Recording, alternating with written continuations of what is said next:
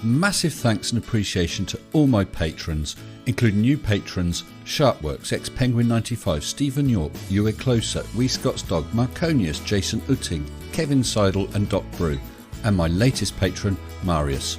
Thank you all so very much. Hello, good evening and welcome to you all. Nothing much planned tonight except for a quiz. We've not had one of those for a while, and apart from the time we tried to use the buzzers, it was very successful every other time, and I thought, let's do that again.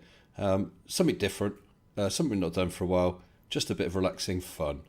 I've got a couple of other bits of news. Oh yes, and some news about Mage as well, which I'll throw in as well. So a few quick hellos. Direct Virus, caught it live. Yes, you have indeed. So I was just double checking myself. Yeah, of course I got the sound working. I thought you guys have really given me a complex about that. Seek truth, speak truth. Did somebody say cheese? They did now. Second best Bob, good evening to you. Demon Orb, Arctic Haze. Arctic Haze, no less. Good evening to you. Going back, Light Diode Designs UK. That sounds like a company name. Not a bad way to advertise yourself. Adam L, good evening. Peter Quinn. Devon Shift, woot indeed. Peter Quinn, Brainless Steel was in here and not seen for a little while. Black Bull Hole. Black Bull Hole. When is Mage launched? Also a spoiler, please. I don't know if you've seen that.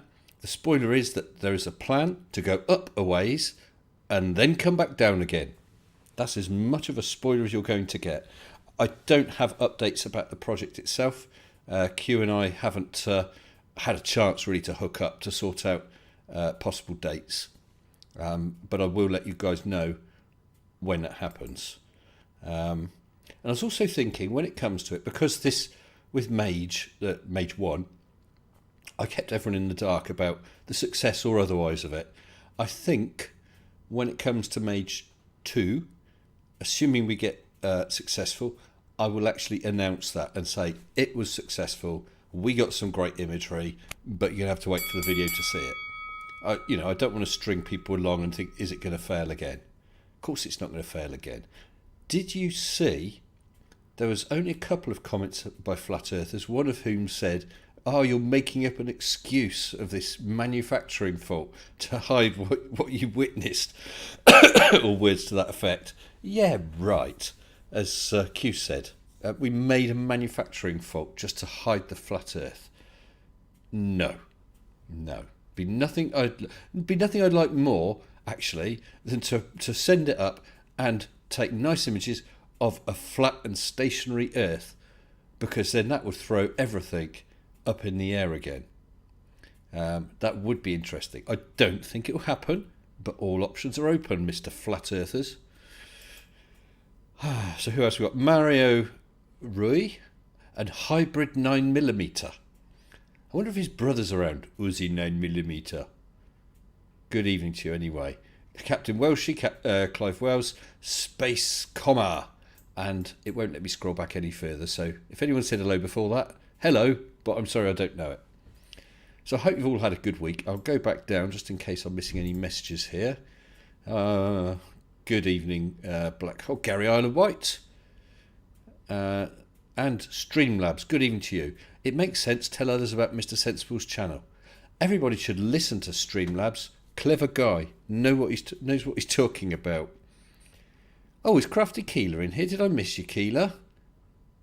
I can see people responding to you, but oh, hey, Keeler, good evening to you. And Sven Arn Grimson, please tell me if I'm saying your name in any respect correct.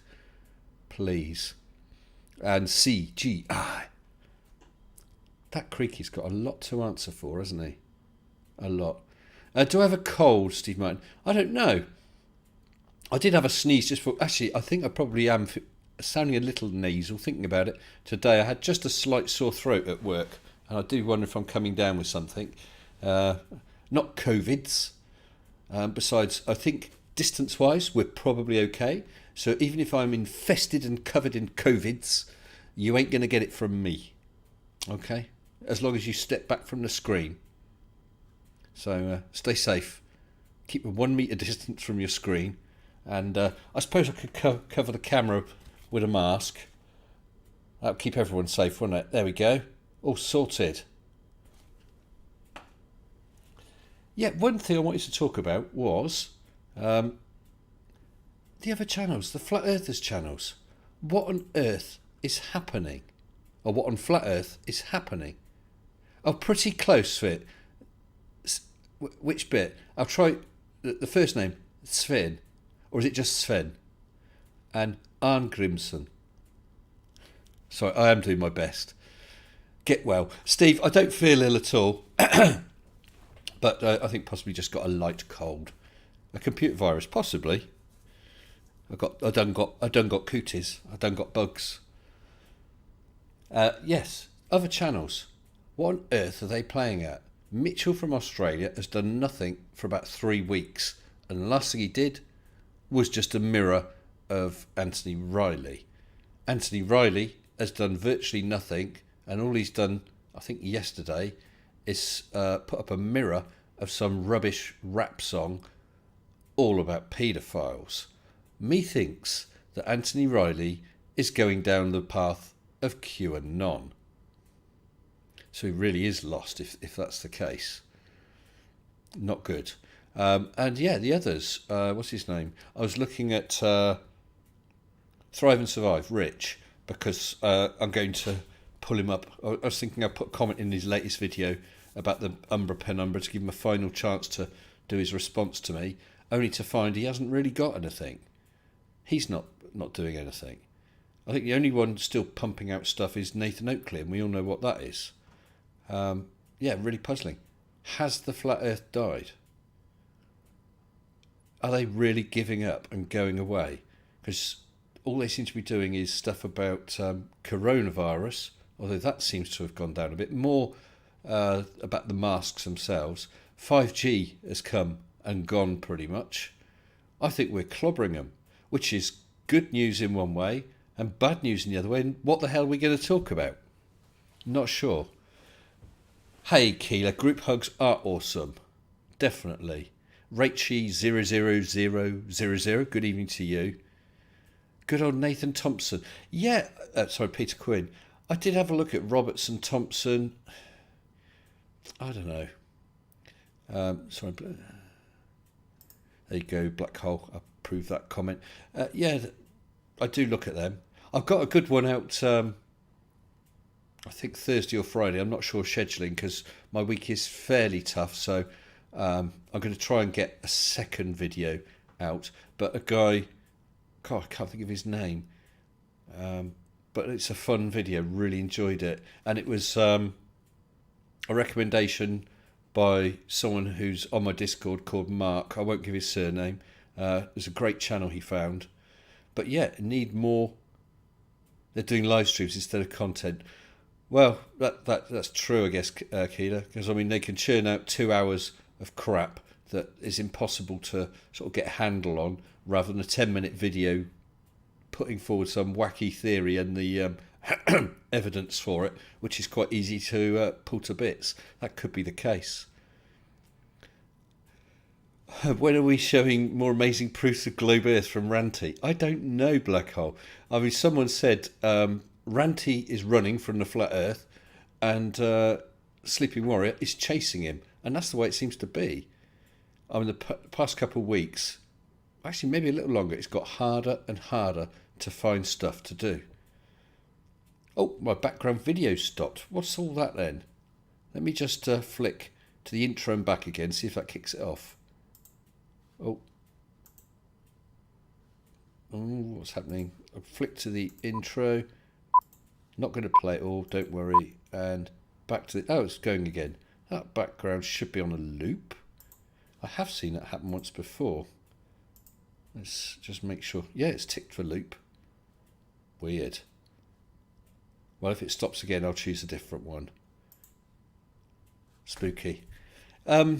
Yeah, Flat Earth is dead, but let's dig up its decaying corpse and rip its head off and stick it on a spike for old time's sake. That's a nice way to spend an evening, Clive. Yeah, good old traditional mindless violence. Yeah, definitely. Brother Grief, the flirts seem to be being replaced by new ones who unbelievably seem to have less understanding. Well, if you've got any Brother Grief, please hop on my Discord and let me know. Which reminds me, that Discord link down there is not good. I haven't updated that one, but the one that appears across there is correct. Let me just see if I can update that on the fly. Well, I know I can update it on the fly. It's just for some reason, and I don't know why. The Discord link has just died. It just says it's expired, but it's a never expire link, which don't really make a lot of sense. So where's my... where's the link gone?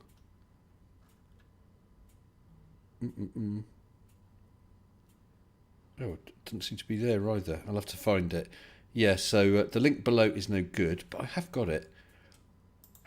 I need to update that. I want to do that now. If you can just bear with me a minute, because otherwise, if anyone wants to hop on, they're not going to do it. Right. I found a video because I know. Oh, pause. It should have the new Discord link in it. Yeah. Right, so let me grab that link. Sorry about this. And what I'm going to do is I'm just going to update this stream by editing that video that we're watching right now and give it the new Discord link. Pom. Right, that should be updated now. Let me go back and have a look at the live stream. And yeah, it's updated. It's the one with lots of W's in it, so that's okay. Sorry, I wanted to do that on the fly. Oh, I see. I've got a super chat that I missed while I was fanning around. Let's just have a look at that. From Second Best Bob. Sorry for this downer, but my neighbour won't let his 10-year-old kid go back to school because they have to wear a mask. And he doesn't believe in masks. I don't particularly like wearing one. I particularly find them a little claustrophobic. I'm not a claustrophobic person generally, but it's like being, for me, it's that feeling of being under a duvet, which is nice, but then the air feels dead. I know it isn't because I did the experiments with it earlier. And so I wear them in the place where I'm supposed to wear them. I just don't particularly like them. But you have to suck it up. Just get on with it. Stop crying about it. Pull up your big boy's pants and get on with it. So thanks for the super chat there. Appreciate that. Mage, will there be a second launch? Well, CGI. That is the plan. Don't have a launch window yet. I've got to sort that out with Q. Because we've also got to make sure... Well, we got the replacement camera. That's bought and paid for. So Q has that ready. I don't know if you need to do any messing around testing it to make sure he's happy. And we've obviously got to get Mage repaired and then put in for the civil aviation exemption from whatever the flight rules. Oh, and there's Q there. Hello, Q. Good evening to you. I was just saying, excuse me, that we do need to hook up sometime to try and discuss. I know we had a rough set of dates penciled in, but to try and see if we can tie it down a bit, depending on what else I'm doing and you're doing, of course. You ordered 100k cheese. Where is it? Don't know, Black Hole. Don't know at all. Glasses get foggy wearing masks. Yes, I find that I have to keep mucking around with the metal bit to try and sort it out. And I also find I try and breathe down to stop it going up. And then it just gets a bit... I become very aware of it. But, like I said, you have to suck it up. Live with it. Yes. Yeah, it will be nice, CGI. And I was just saying to Mrs. S, literally not half an hour ago, that how much I'm looking forward to doing it. Doing it the first time really whet my appetite. It was so exciting doing it, seeing it go up, and the chase was good. It was a short chase, but it was good, and the feeling of when we come across it was great, absolutely great. So I don't know what's happening to all these channels. Yes, that's Q. Yes, Flow Rider, you got Q in here. So if you have any technical questions, ask Q. Oh, and a new camera is 4K. You didn't tell me that, Q. You didn't realise. I didn't realise I was spending all those pounds on a 4K camera. What are you like? I'm glad. Definitely glad, and I'm looking forward to when we get the higher definition imagery. That'll be great. Yeah. So these channels, I'm really disappointed. It's getting really hard to find good crap to debunk. So I really, really do want to encourage everyone and anyone, if you come across a channel or an existing channel that we're all aware of, but some real dirt they've produced that perhaps may have got missed, that please let me know on my Discord with the corrected link down below. I have a debunk suggestions room. Anyone can drop a suggestion for a video to debunk in there. It was the only one with the 90-degree lens. Oh, that old excuse, Q. Well, at least you managed to get it sorted quick. That means you're doing your job well, Mr. S. Well, thank you, Glenn. But it's a bit like the people in the job centre, isn't it? The unemployment office. And if they do their job really well, find everyone jobs, then they're out of a job. Only there isn't a job centre anymore to find them a job. Brainless. You can replace. You can just as well upgrade. Absolutely. I was watching an excellent car review just because I happen to like Mercedes, and it was about a 2016 Mercedes E-Class, and it was a 45-minute review. It's one of the best reviews of a car I've ever seen. And at the end, the guy said that Mercedes' belief is, was it Mercedes? Or it might have been someone else who quoted it, and he's saying that Mercedes hold the same thing, is either go all the way or not at all. You know, something like that. Really go for it, or just don't bother. No point in doing a half-assed job. Crap is crap. It is out there, Keeler. Yeah. Well, point some crap my way. I'd like that. What is your opinion on the idea of rust on the moon? I have no idea of anything about rust on the moon, David. No idea. Not heard of it or thought of it.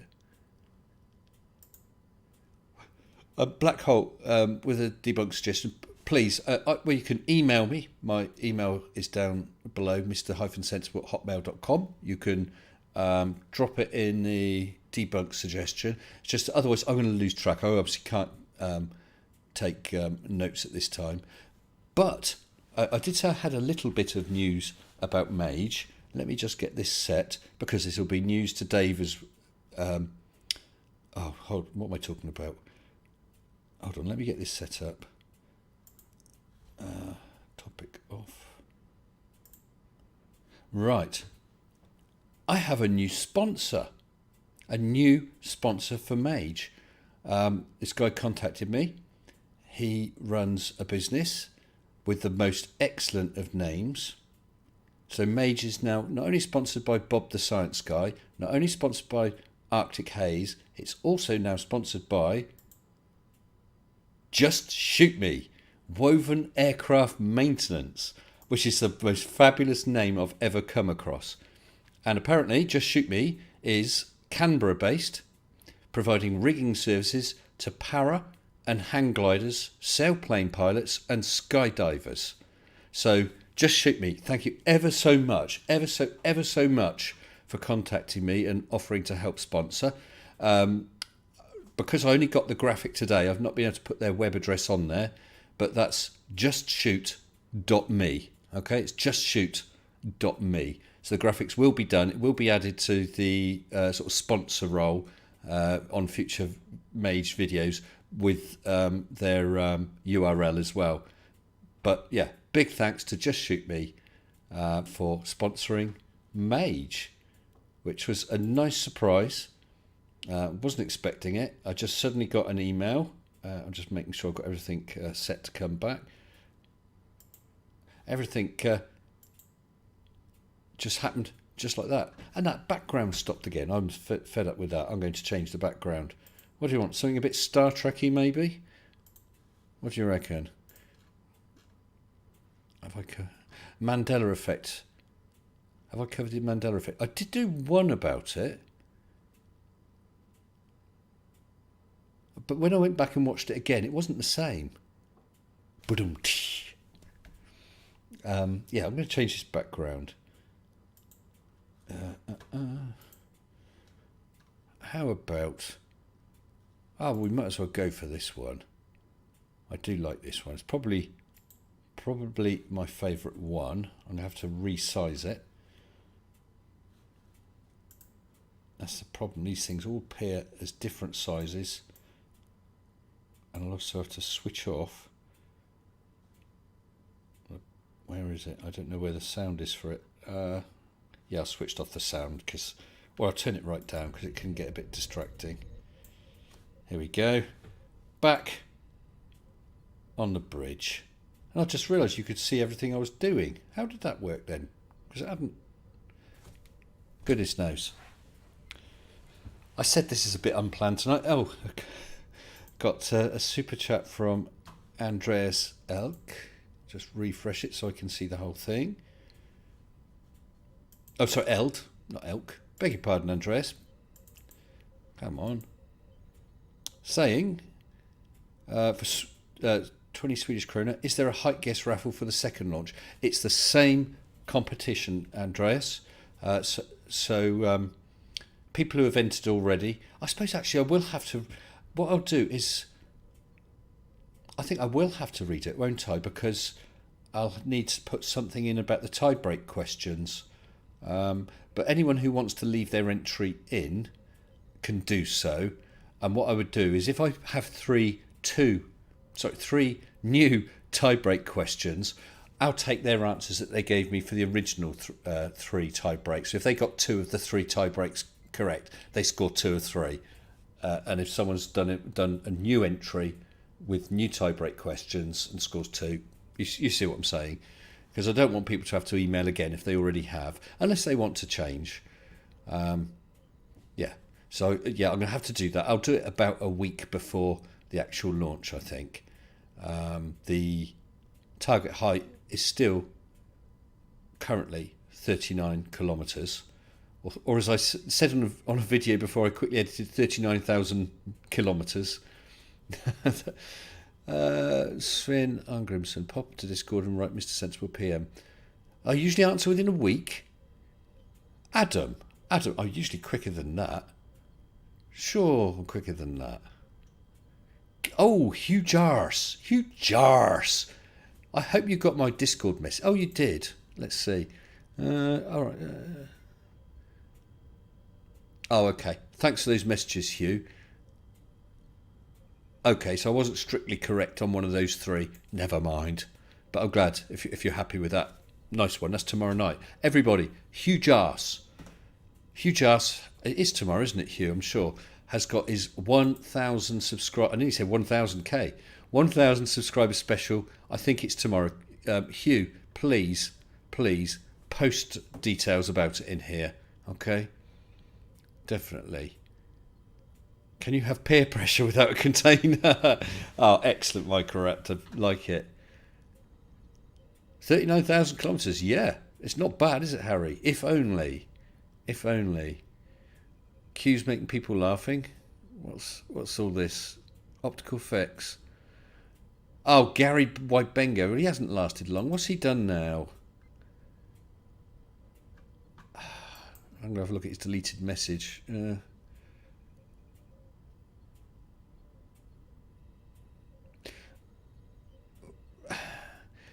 Right. Can I have some mods to ease up a little, please, on Gary? Because there was a message earlier. He wasn't rude or anything. I mean, it was all typical Flurf rubbish, but he wasn't rude. So I don't want to stamp out alternative opinions. Okay. I don't know if I can undelete it. No, I can't. But Gary said things disappear bottom first because of angular compression and Rayleigh criterion effect. The atmosphere near the surface intensifies Rayleigh effects and colours become neutral and blend together. So obviously I would disagree with all that, but you please, mod, be fair to Gary. He's not been rude or anything like that. So a post like that should stand. Okay, thank you. But I will say it's a difficult job for mods. If anyone has never been a mod, it's actually harder than you you might imagine, because you've got to make a judgment call. So I'm not criticising that mod. I'm just asking to perhaps ease up a little, okay? But I'm not sure what else Gary said. He might have said some awful things before. I don't know. Oh, dear. Oh, there's another one, Gary. Oh, right. Well, if it's the same message you're posting time and time again, I'll back my mods up. You can say that the contents of that message would have been fine, but if you're just reposting it, then that's spamming. Okay, so be careful on that. I think that's enough said on that. I try to be fair. Right, so I said about Just Shoot Me, which is excellent. We're going to have to find space on Mage for a new logo. I think we can probably fit that on the top queue. We got room there, I think. Right. So I have some news. Something I've talked about a few times, and I'm sure that people think that I'm just putting stuff off. People have said to me several times about my smoking. We talked about it before and talked about people's views on it and how to give up and all that sort of thing. And I said, it's something I want to do at some point, but not yet. And I've said that a couple times because I was waiting for something to happen. Now I know that certainly sounds like it. Oh yeah, you just don't want to do it. Well, I'm honest, absolutely honest. I love smoking. I love the taste. I love the habit and everything. Okay, but also I do want to give up. But I have to be careful. We've got situations in our life at home with, what's the word? Not distant family.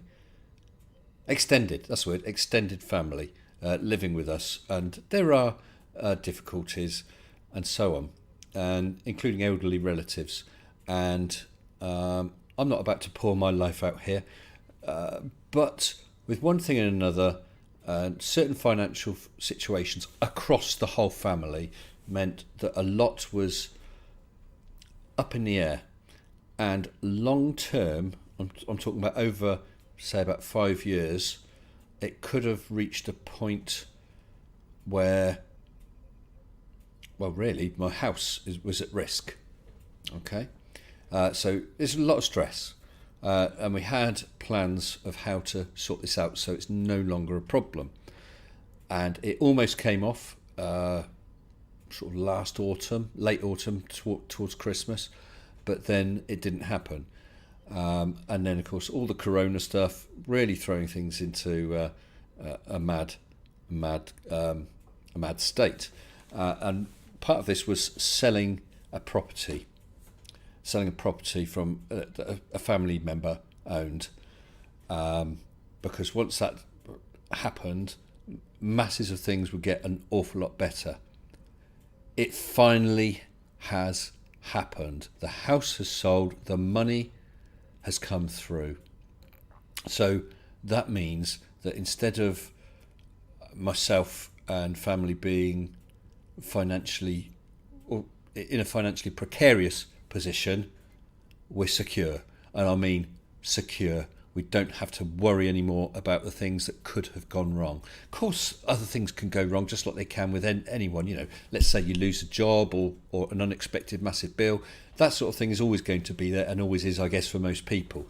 But this was a more immediate danger to our situation, with a resolution, but a resolution which just wasn't happening, and just has not been happening for the thick end of 2 years.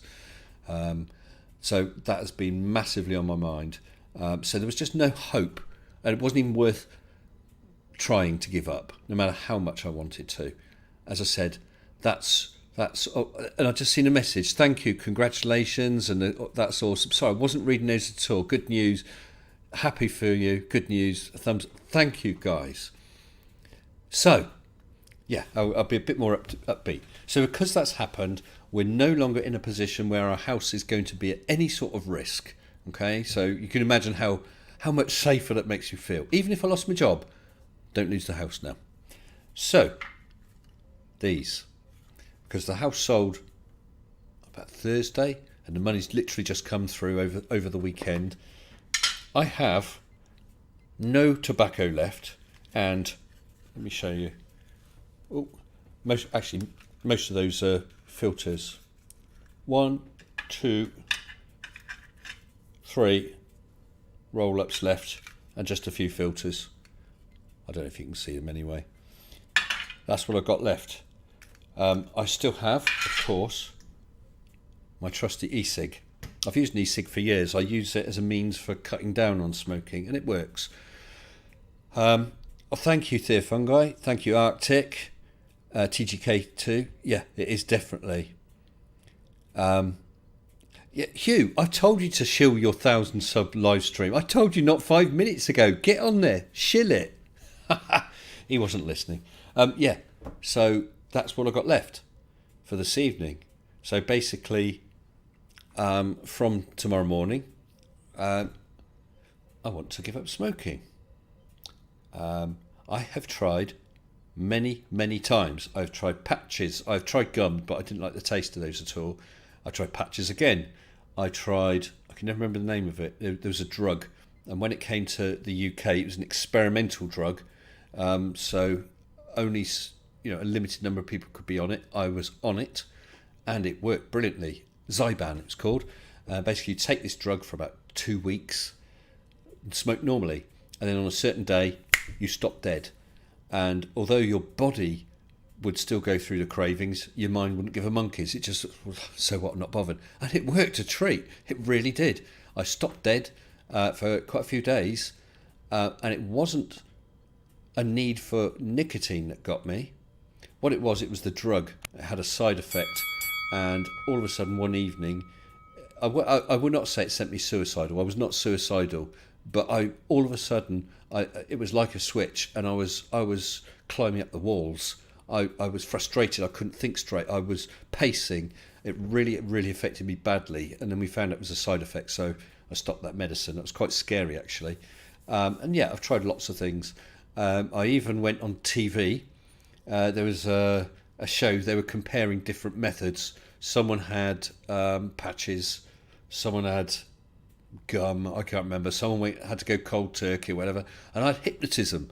And I thought, that's brilliant, because I've never tried that before, and I get it done for free. And I actually had to travel about 4-hour distance to where they were filming this, but it was worth it. So I did that, and I lasted less than 24 hours. It did absolutely nothing to me. Maybe it does for others. Maybe it's a bit placebo, and I'm not really convinced. I don't know. I'm not going to knock it for people it works, because I know it does work for people, whether that's all in the mind or if they really have been hypnotised. I don't know. Hugh, yeah, you might have come in late, but it was only 10 minutes ago. You were in here posting, and that's what made me think of it, and I said about it. But go on, show yourself. Yeah, so Huge Arse has his 1,000 subscriber special. I think it's tomorrow night, isn't it, Hugh? Tell everyone what time it is. Patches keep falling off. I never had that problem, although I did have a problem one time when I did it. We were on holiday in France, and I ended up with this bright white square on my arm where I'd been wearing it and I'd got a suntan. That was a bit embarrassing. Oh, right, you got a link to the live stream. Oh, it's a live stream, Hugh. A live stream. Ooh, sounds good.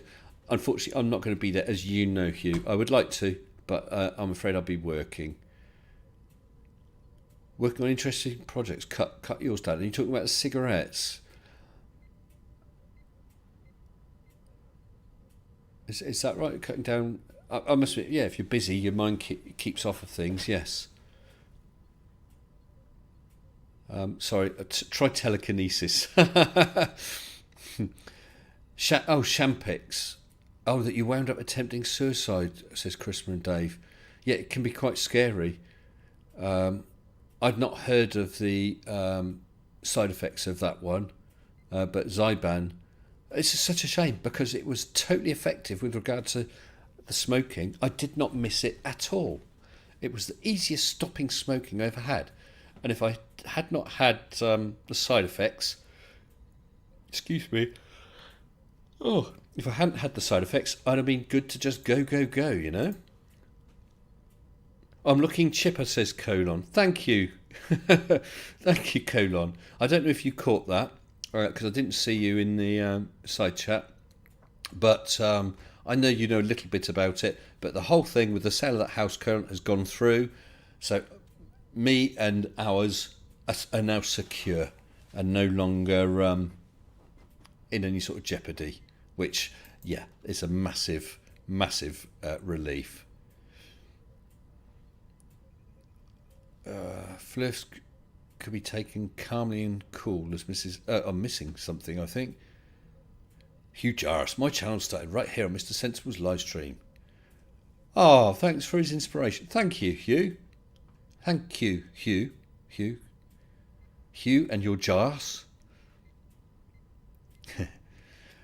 Right.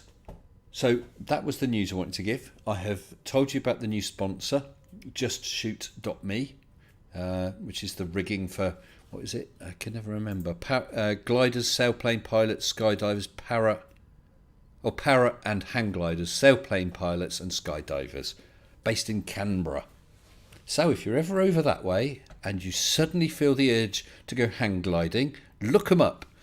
I'm sure they can sort you out. Right, yeah, so that's all that lot. So I don't know, do you guys fancy doing a bit of a quiz? It would be an unofficial quiz, because I haven't got one of these fancy things to tally people's results. So it will just take quite a bit of trust. So if you want to take part, grab yourself a piece of paper and a pen. We'll have a go in about 5 minutes. There's 5 categories. We'll get someone to pick category 1 to 5. So the categories at random. And I had a look at the questions. I've lost the flipping quiz questions now. Let me just open them up. The questions look quite interesting this time. A nice range of questions. Because I've seen them before, and sometimes they're really quite rubbish, or they're very, very biased to one country or another. Why can't I open a Word document? Come on. Yeah, got it. Oh, it's already open. God, blimey. Right, yes, quiz us. Just going to get the fuel for the head cheese. I'll just tell him got lost on the... Codon, I think have you been drinking, pal? You're talking gibberish. Hello, Bill Devitt. Good evening to you. Gary, Quiplash. No, it's not Quiplash. I do want to try that, but it's not that. Yes, that's a good idea. Of course, you can do it on a WordPad or anything. All I want you to do is there'll be a point for a right answer. One or two of them have a double answer, so you get half a point for one part, half a point for the other. So there may be some bonus ones in there, and we'll just add up and see who's won at the end. And you win absolutely nothing. What do points mean? Absolutely sod all. Okay. So I want to pick someone at random to choose one. Okay. Actually, why don't you all have a go? I want you to pick category 1 to 5. Is it 5? 1, 2, 3, 4, 5. Yeah.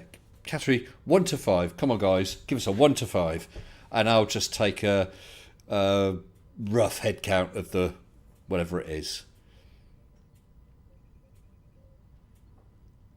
I will come round on Parrots, Gary. I will. Join Pip's Piplash stream. She's quite regular. Did you really want to say that? Well, a lot of 3s. 4s. 3.14. That's 3 and a bit, really, isn't it? Do you know what? I've had a couple of 2s, a couple of 5s, -9. You're not getting it, Sven? Yeah, definitely we're going with 3s, and that's in the middle. 33. We'll do it twice. 125. Thank you, Light. We'll bear that one in mind. So yeah, let's go for category 3. Okay. So 6 questions in this category, and it's language, literature, and art. Okay, but don't worry, because like I said, I've had a look through, and I thought there's some interesting questions overall. So, yeah, there's 6 questions. So what we'll do is we'll go through them and give you a couple of minutes. Right, so question 1. What is the slang name for New York City used by locals? What is the slang name for New York City used by locals? You don't have to write the answer. No, it's not that second best, Bob. It definitely isn't that. 10 to the power of negative 17.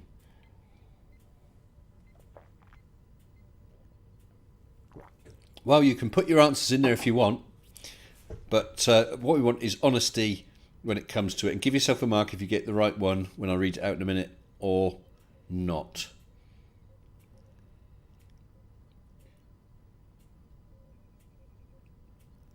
Big apple, small pear. Is that tinned or sliced? Gibberish. It could be, couldn't it? So mostly Big Apple, one small pear, a couple of Gothams, Trump's dump, bananas. You're getting silly. Stop that. That's silly. Okay, I'm going to give you the answer then, guys. According to this, and I had never heard it, I'd have said Big Apple, but two people have said it, Gotham. So I guess Big Apple is just the general slang for it, but is Gotham a local? Hey, I have to trust this.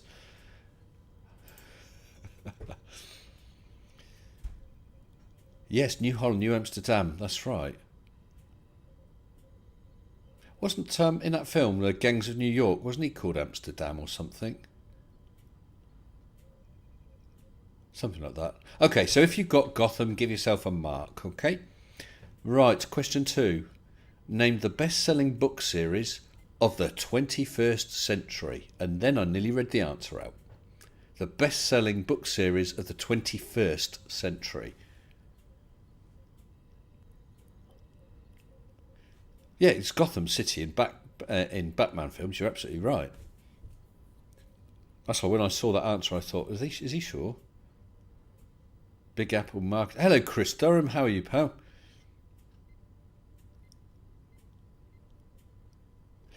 Tarek respects what I'm doing with regards to trying to educate people. Don't you think you're fighting a battle that will never end? Well, to be honest, I'm quite happy to carry on fighting flirfs. I don't want... There's always going to be people who are taken in. I'm not saying that they're stupid, but it'll be people perhaps who have a lack of education or lack of critical thinking. Because some of these ideas, like, well, look outside, it looks flat. We think, well, yeah, it does.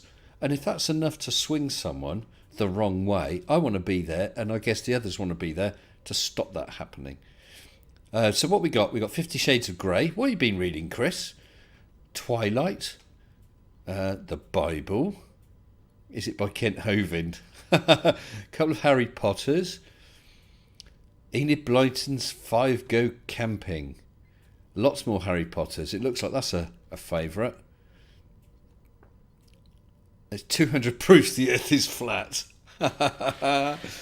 Lord of the Rings. I tell you what, middle Miss Sensible loves Lord of the Rings, and she has her bedroom is covered with bookshelves just of Lord of the Rings. She's got it in all the different publications.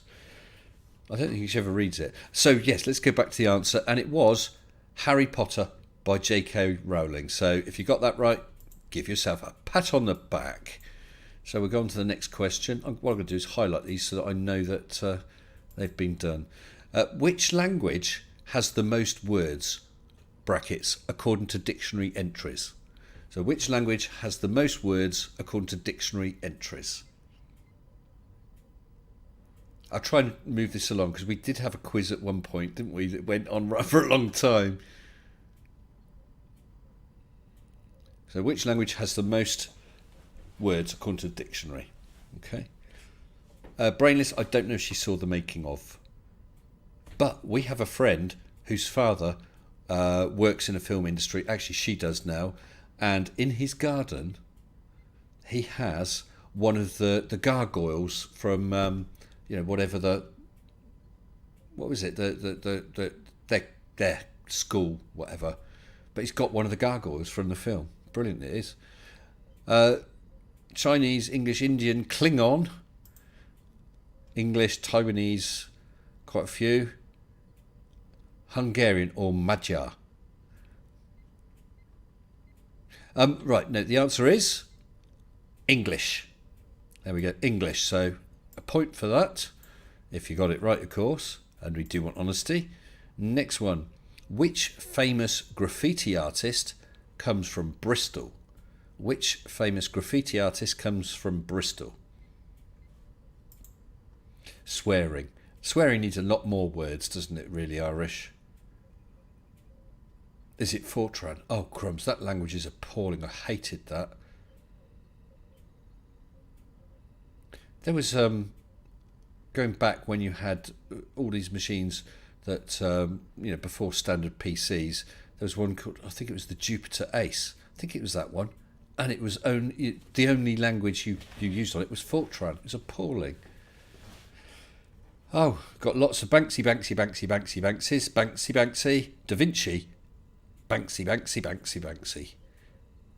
Banksy allegedly.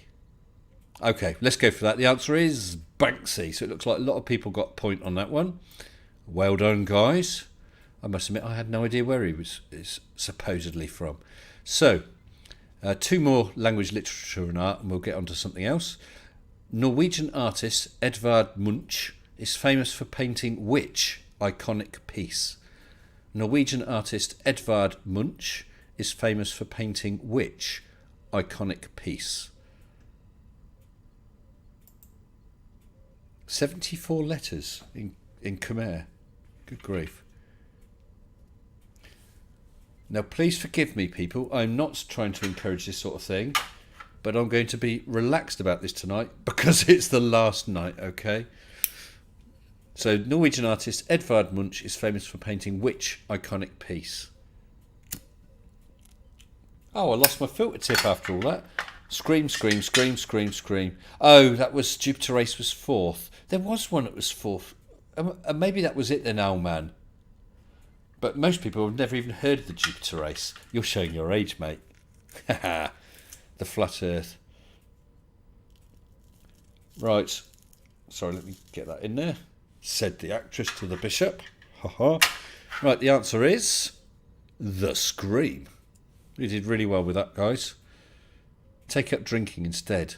I don't drink, just an occasional Baileys, and I have enjoyed this week 2 beers, 2 small beers. So that's The Scream. Last one in this category. Which artist painted the ceiling of the Sistine Chapel in Rome? Which artist painted the ceiling of the Sistine Chapel in Rome? Getting cold in here now. Algol 60. So your age is not in question. Well, my first job was in COBOL. I know that was just a basic, just a business language, but I did like it. There was something about it. And I was certainly old enough that when we did it, we only had 6 terminals in the entire department. So for putting programs in, we wrote them out on coding sheets and sent them down. I know it sounds sexist, but sent them down to the punch girl to actually enter it all. Michelangelo, definitely not Trump. Michelangelo, party on, Mikey. Banksy. Bob Ross has been stitched. Okay, right, it was Michelangelo. So you guys, I think, what have I done there? Doing really well. So out of 6, just quickly type in how many do you think you got right? Please be honest, because it's only for fun. How many did you get right out of the 6 on the first category?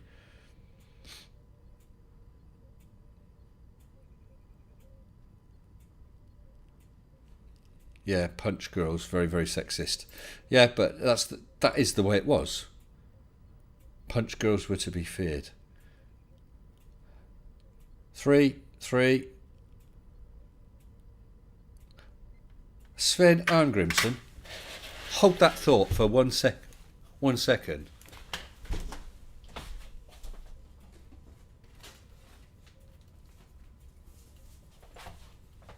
Oh, 1 second. Sven, do you mean one of these?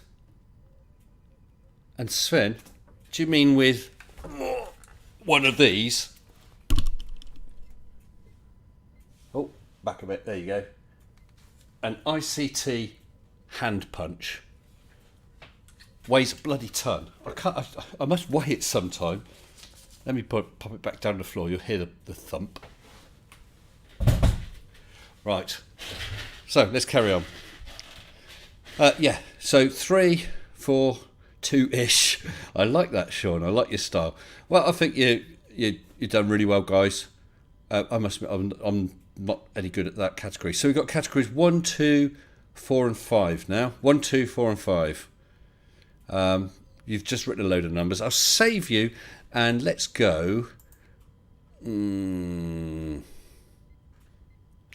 Okay, let's go. We'll head towards science. We'll go via pop culture and music. Okay, pop culture and music next, which is category 5. So question, and there's 6 in this one. Question 1.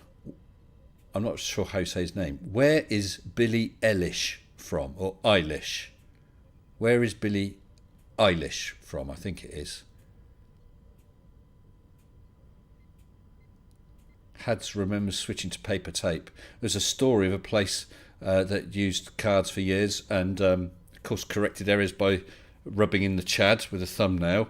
And then they got a new vacuum card reader, and it sucked all the Chad out from the cards and ruined all the programs.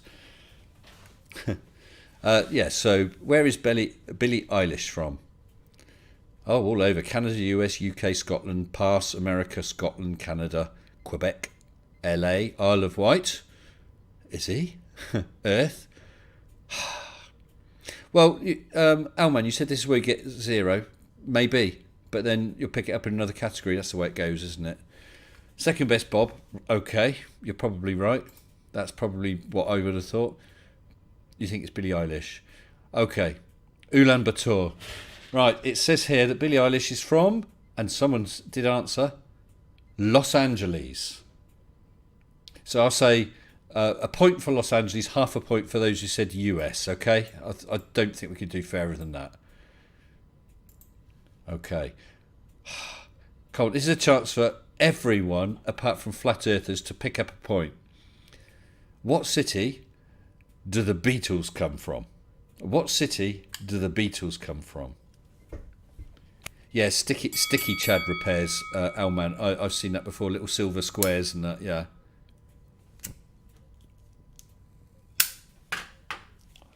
Yeah, so what city do Beatles come from? They're not going to give you long time for that, because everybody should get that apart from flat earthers. Quarter point for UK. No, Rob Fowler, that would be too generous. You get no points for getting it wrong. Well, we got lots of Liverpools, a couple of Manchester and Londons. Liverpools. It starts with L. Bedford. Bedford? So they're not from Beetlejuice after all. Okay, yes, everybody, as nearly everyone's put Liverpool. Okay, so give yourself a point for that. Question 3. What is the all-time most streamed song on Spotify to date? What is the all-time most streamed song on Spotify to date? And that's obviously the date the quiz was written.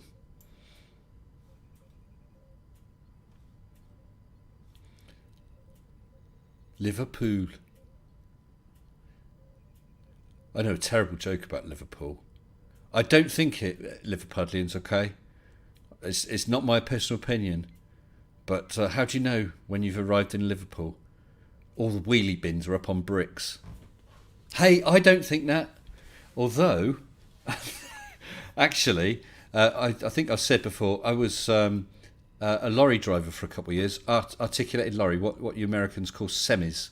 And I drove to Liverpool. It was the first time I ever went there. And I'm parked up, and this lad about 15 comes up and says, "Oi, mate, how much for your steelies?" I said, "You what? How much for your steelies?" What? The wheels, the steels. He wanted to know how much for the wheels on the bloody truck I was driving. Could not believe it. So we've got Gangnam Style, My Heart Will Go On. Oh, happy birthday. Alexa is confused. Alexa, set alarm for 3 a.m. every day from now on. Never cancel. Baby Shark. Yodeling by Mr. S. I am D Fox. You get yourself a bonus point. Ha ha! Round, round, round, the earth is round. Shape of you. Okay. It is. Are you guys cheating? Are you guys using Alexa and Google or whatever? Because it is by Ed Sheeran, The Shape of You. And I'll show you what. My corruptor, a semi. Didn't know you were that excited to see us, Mr. Sensible. Yeah, I think it should have been Baby Shark, but no, it's Ed Sheeran, The Shape of You. So we go to the next question. What? Come on, you could have been a bit more varied. But what is the most streamed album on Spotify in 2019? Oh, come on. That's a bit of a mean question. But go on. The most streamed album on Spotify in 2019. Never heard of it before. Have a go. Ed Sheeran's really popular. Not with me, he's not. I'm too sexy for my shirt. Too sexy for my shirt. So sexy it hurts. Good call, Sven. That was great. I'm too sexy. Right said Fred. Brilliant stuff. Right, so pass again. Adele 21. Jedward. Okay. Something by Billie Eilish. Ed bloody Sheeran again, I expect. Could be Max. And again, Billie Eilish. Michael Jackson Thriller. Alright, there's a few Billie Eilish. Right, it was by Billie Eilish. So those who said that get at least half a point. It was When We Fall Asleep, Where Do We Go by Billie Eilish. I've never heard him, never heard of his album. I'll go for Right Said Fred, much better. Barbie Girl. Milli Vanilli, the Silent Album. Okay, this is a bit more interesting. For those of you with a classic piano, you've got an advantage here. How many keys does a classic piano have? And it's not 10 to the negative 17. Wasn't Mr. S the guy in the back in Right Said Fred? I don't know, but I'm a model, if you know what I mean. And on the catwalk, I do my routines on the catwalk. On the catwalk, yeah. I strut my little tush on the catwalk. God, where the hell do I keep all this crap?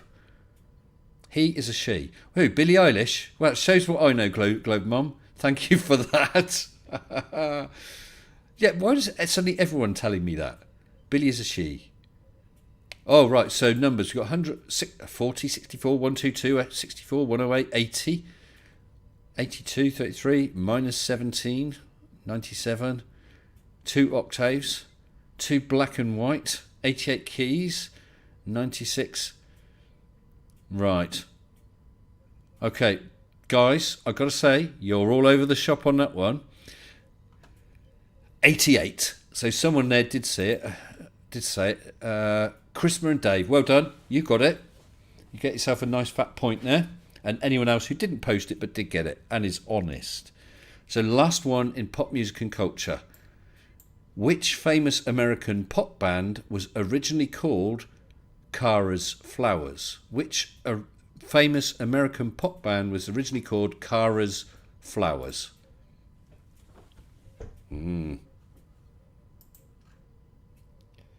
Yes, so anyway, Billie Eilish, please don't take offence.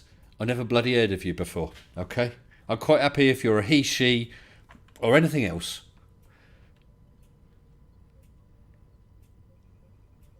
Oh, Rob Fowler, you got it. Well done. Well done. You haven't been posting them. Hey, Keela, are you going to be on Hugh Jarse's live stream tomorrow night? KC and the Sunshine Band. I used to like them. Yeah, so which famous American pop band was originally called Kara's Flowers? I'll give you just a few seconds more. This one, I know. That's a funny name for a... Oh, I see. You say it's Maroon 5. I've never heard of them either. Led Zeppelin is British. Another Maroon 5. Stones. We're all over the place again. But your time is up, and it was indeed Maroon 5. Well done, Christopher and Dave and Max Mac. Well done, guys. So that is the last of those, what was it, pop culture music. So we have 3 categories left. 1, 2 or 3. 1, 2 or 3. Come on, come on. Place your money, place your money. The more you scream, the faster we go. 1, 2 or 3. Chris Durham Music Channel. That was your specialist subject, wasn't it? The music one.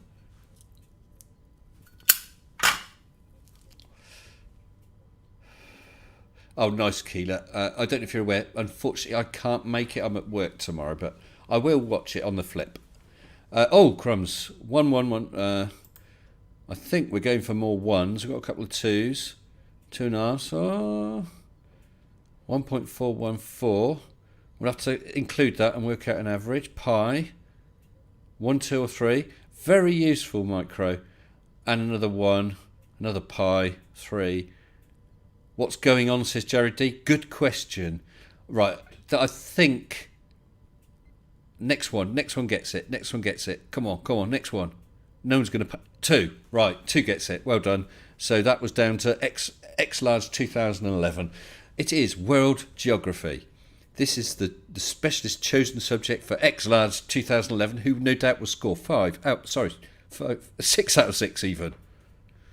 Okay, so what country has the most islands in the world? What country has the most islands in the world? And actually, I'd missed that question when I was reading through before. And as I read it, I thought, oh, I know that. And I'm totally wrong. So what country has the most islands in the world? And not only did it surprise me which country it was, it surprised me how many islands.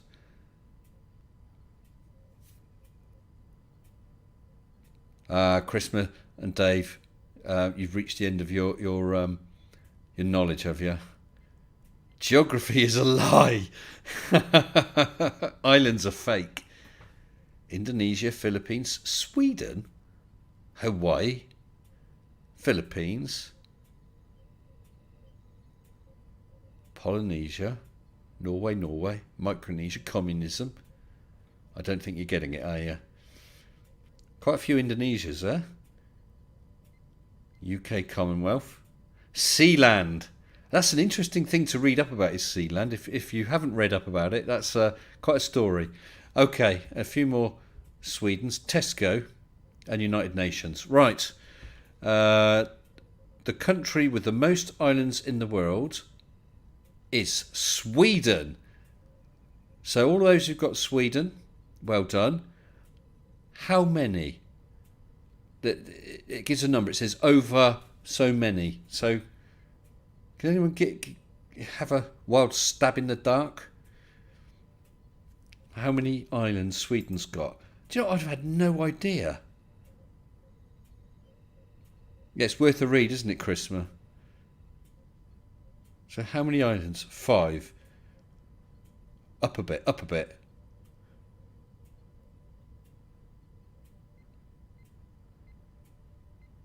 Close. Oh, that was close. What? Swindon. That's right. 7,000, 1,000. Sorry, that's going too quick. 10,000. 12,000. Any more bids? Any more bids? Do I hear 13,000? 13,000. 20,000. 20,000 going once. 20,000 going twice. 20,000. 20,000. And it is 1,000,100. Right. According to this, hey, I didn't write this. It says over 220,000 islands. 220,000. Does anyone think... Does anyone think that's right, or is that a load of rubbish? I would have no idea. 300,000. Yeah, but over 220,000 according to that. Oh, well. So you get the point for Sweden. Unfortunately, you don't get a point for Swindon. Okay. Oh, that's good. Ask Alexa. Yeah, it does depend on definitions. When they say islands, they're talking about little rocks. One for each citizen. Are they flat packed and made in IKEA? Maybe that could be it. Right, okay, let's move on to the next question. What's the smallest country in the world? I'd have got this one. The smallest country in the world. A rock sticking out of Farmer's Pond is not an island. Yes. Peter Quinn's not going to count them.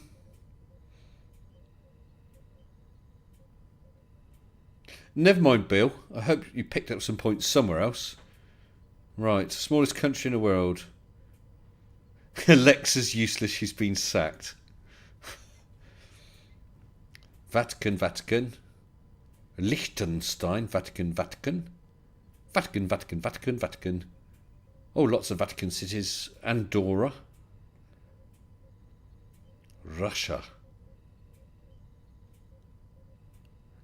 Christmas, you said that once more. This one, I know. But you were right last time, weren't you? And you said Vatican again.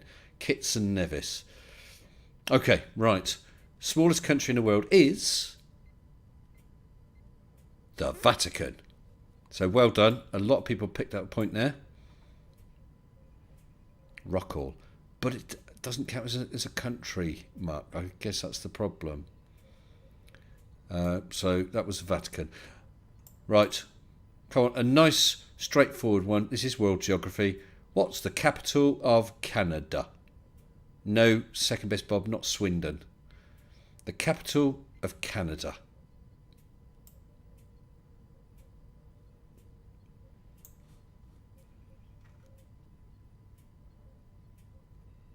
How big is Liechtenstein then?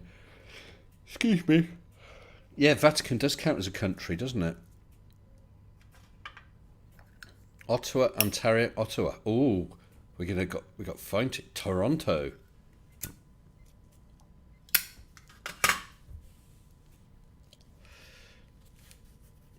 Oh, lots of Ottawas. Dick Dawson. Gary, you got the wrong idea of this quiz, Gary Wybenga.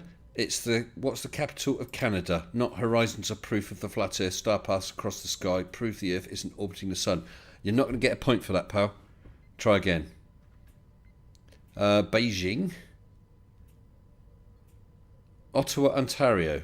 Okay, right, guys. The answer is the capital of Canada, Ottawa.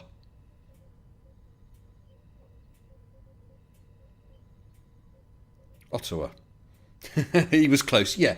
Gary, I tell you what, I'm a generous guy. You get half a point for your question for your answer. Okay, half a point for Gary Wybenga.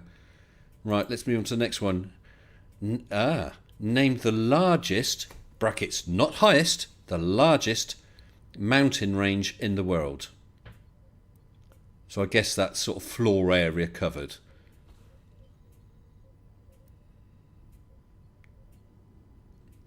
Oh man, no one likes a smart ass. Okay, the largest, not highest, largest mountain range in the world. The Rockies, the Alps.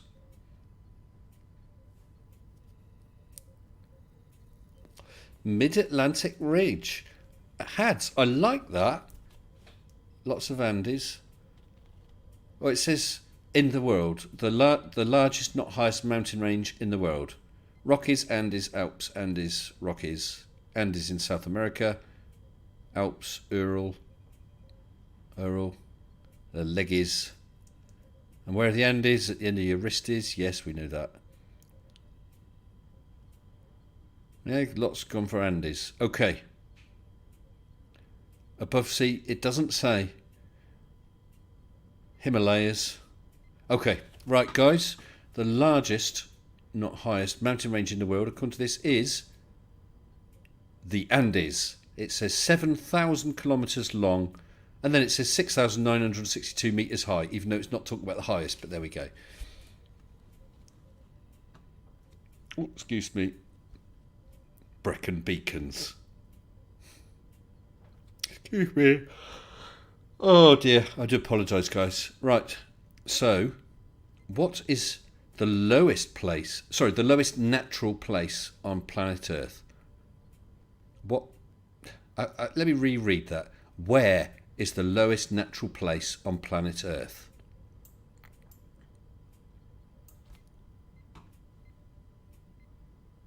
And do you know what? As well as their answer, I'm going to give a half point for an alternative answer.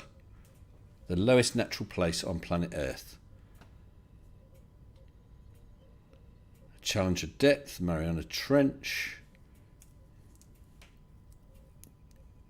Oh, Sean's using a double points token. That would be good. Do you remember that? You can play your Joker for double points. Dead Sea, Israel. Dead Sea. Couple of Mariana Trench. Death Valley. Somewhere in North Africa. Well, Arno, I'd say you're being a little vague. Daniel Pratt's basement, yes. No, it doesn't say the lowest IQ on planet Earth. But it was a good try. Okay, we've got quite a few answers there. Nathan Oakley's morality, good call. May I call a friend? You can call your friend whatever you want. On or below C. Hey, I'm reading the questions as is. The answer, according to this, is the Mariana Trench at 11,034 metres. But I agree that you could read that as on Earth. So my understanding, I did see the answer of Dead Sea. I think that might be the lowest sea, but I think the lowest place on Earth is Death Valley, isn't it? Is that right? Can someone confirm that? Cola drill hole. Yeah, exactly. It did say natural.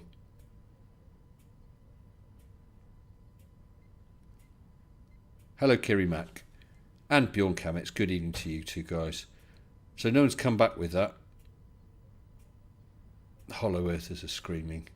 All right, well, that's the Mariana Trench was the official answer. Last one in world geography. Name the longest river in the world. Yeah, you think it's Death Valley. I think it's Death Valley as the deepest place on Earth, or the lowest place on Earth. And I think that the Dead Sea is the lowest sea on Earth. That's my understanding. I could be wrong. I'll tell you what, if you get either of those, Death Valley or Dead Sea, give yourself half a point. Because it wasn't what they were after. Okay, the place where the Titanic sank. No, not the deepest. Amazon, Nile, Orange River. Lots of Amazons. Another Nile, another couple Niles. Or Mississippi. The queue for Pip's tickets. Either the Nile or the Amazon. Peter, you can't do that. I know exactly what sort of child you're going to have. It's either going to be a girl or a boy. Great stuff. It doesn't work like that. Right, so you've got quite a few of the Niles. And the answer I've got is the Nile at 6,650 kilometres. Well, my lovely people, that leaves us with two categories. What should we go for? 1 or 4? 1 or 4?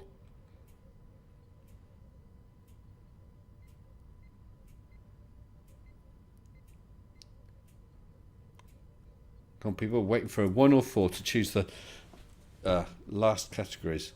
I'll tell you which they are. There's a general knowledge and there's a history and fashion. So I said about working our way to science. It's not really science, is there? Beg your pardon on that. Oh, no, you can't have 2 or 5. I think there's mainly 4s. Well, there's quite a few 1s as well. 3's gone. Yeah, it's definitely a 4. We're going to go for a 4. Okay, 4 is history and fashion. Why did they put those together? But there we go. History and fashion. Bring on the maths. I don't know whether we'd all do very well on that, would we? Okay, history and fashion. This is a history, definitely. When did they open the London Underground? What year it is? What year was the London Underground opened?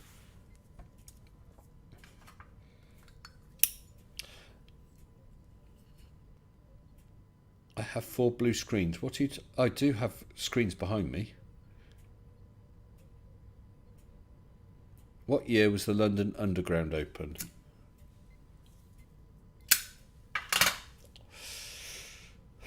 This is interesting. I'd never be able to put a date on it.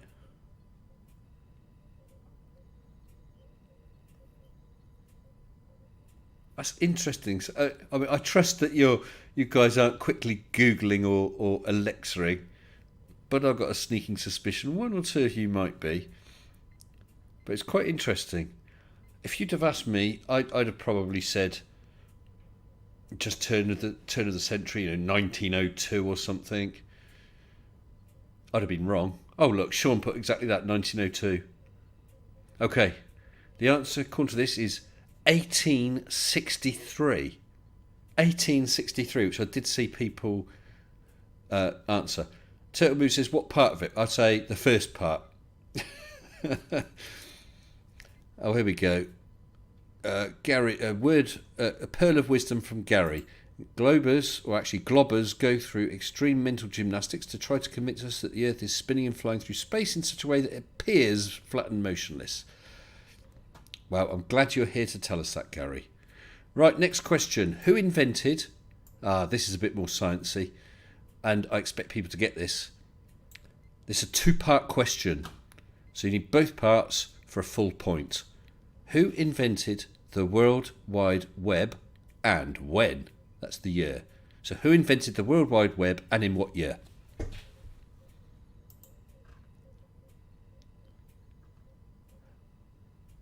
Hads, I think it was Metropolitan as well. It took another 10 years for Second Station to open.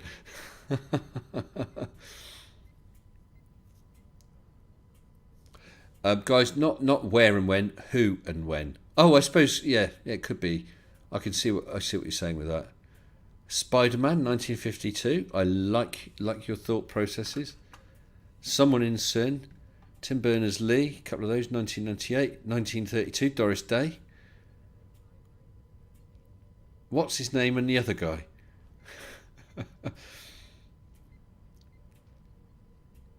Sir Isaac Newton, 1648. Yeah, he was sat under a tree and a website fell on his head and he thought, hey, I've got a good idea. Berkeley. Tim and his mate. Peter Parker. I see what you're doing there, Chris. Gary Weibenga in 2005 BC. Oh, wow, Gary, I didn't know that. Wow. Hey, did DARPA invent TCP/IP? I didn't know that. It depends on when it went outside of CERN. I really thought late 90s. Well, it was a little earlier than that, old man, because I was using it. Right. Who invented the World Wide Web and when? The answer is Tim Berners-Lee for half a point and 1990 for the other half point. Okay. Tim Berners-Lee, 1990. Okay, so I've just seen a question coming up. Right. Here's one for all you guys. I tell you what, I've seen the mix of audience on my channel, and it's about 98% male. So this will be interesting. Who invented the iconic little black dress? Who invented the iconic little black dress? Because this is history and fashion. I expect you all to get it.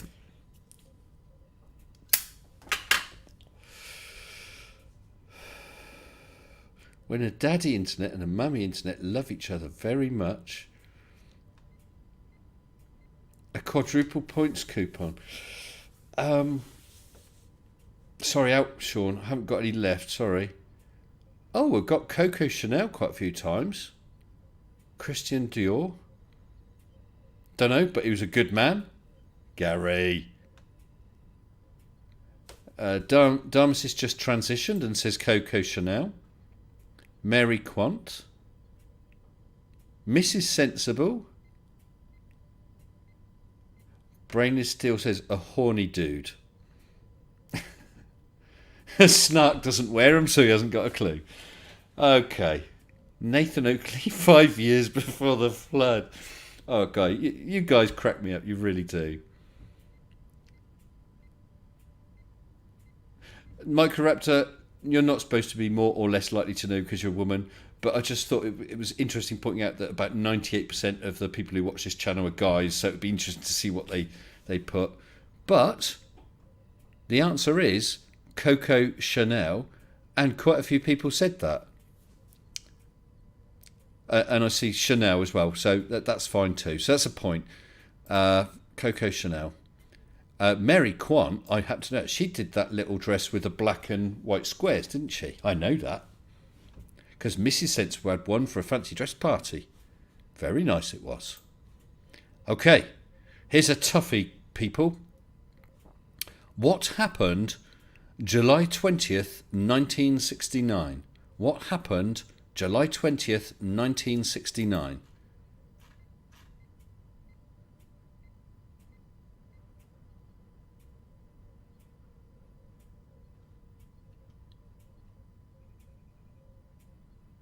What happened July 20th, 1969? History happened.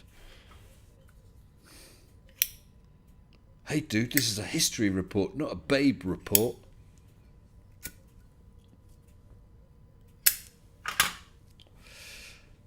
Moon, amongst other things. The Eagle was landed, moon launch, moon landing fakes. First live CGI broadcast. Oh dear. Woodstock. I was probably potty trained since Zipline. Oh dear. NASA fake CGI. Ranty Flat Earth took a picture of Earth's curvature. Oh man. Okay guys. Yes, it was Apollo 11 landed on the moon. Well done.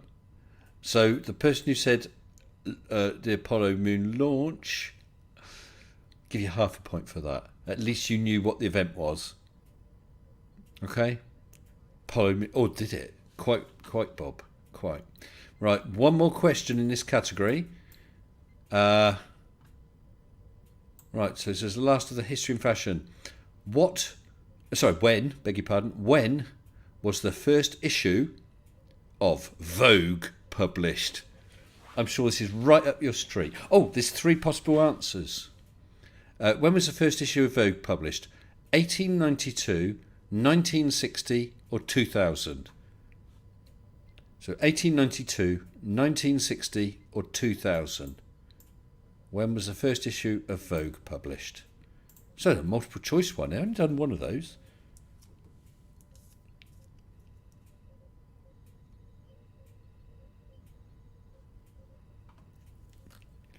Who stayed in the command module? That was Michael Collins. So it was 1892, can't see, 1892, 1960 or 2000? 1948. Where do you get 1948 from those options, Arno? Yeah? 1960. Good evening, Mitch. Mitch, we got one category left, but knowing you could still pick up enough points to win. Right. Okay, guys. So that was when was the first issue of Vogue published? 1892, 1960 or 2000? The answer was 1892.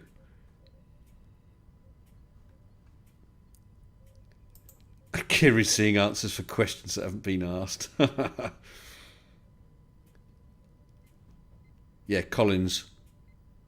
So he was the loneliest man of ever, wasn't he? Further from anyone than anyone else. Right. That leaves us with category 1. So let's hear it. Anyone want to choose category? Choose any category between 1. So let's see which one you choose, guys. Just after the mud floods. Oh, Brainery, good choice. 1. Anyone else want to go for 1, or does anyone want 1? 1. Coco Chanel. Ziploc. Are you watching this on repeat or something? 1. Okay, right, we'll go for category 1 then. Thank you, guys. For the 2s and 42s, sorry, you're too late. We've already gone for category 1. Right, this is general knowledge. Okay, 7 questions in this. Right, question 1. This is your chance to change change your outlook and come out on top. How many time zones are there in Russia? How many time zones are there in Russia?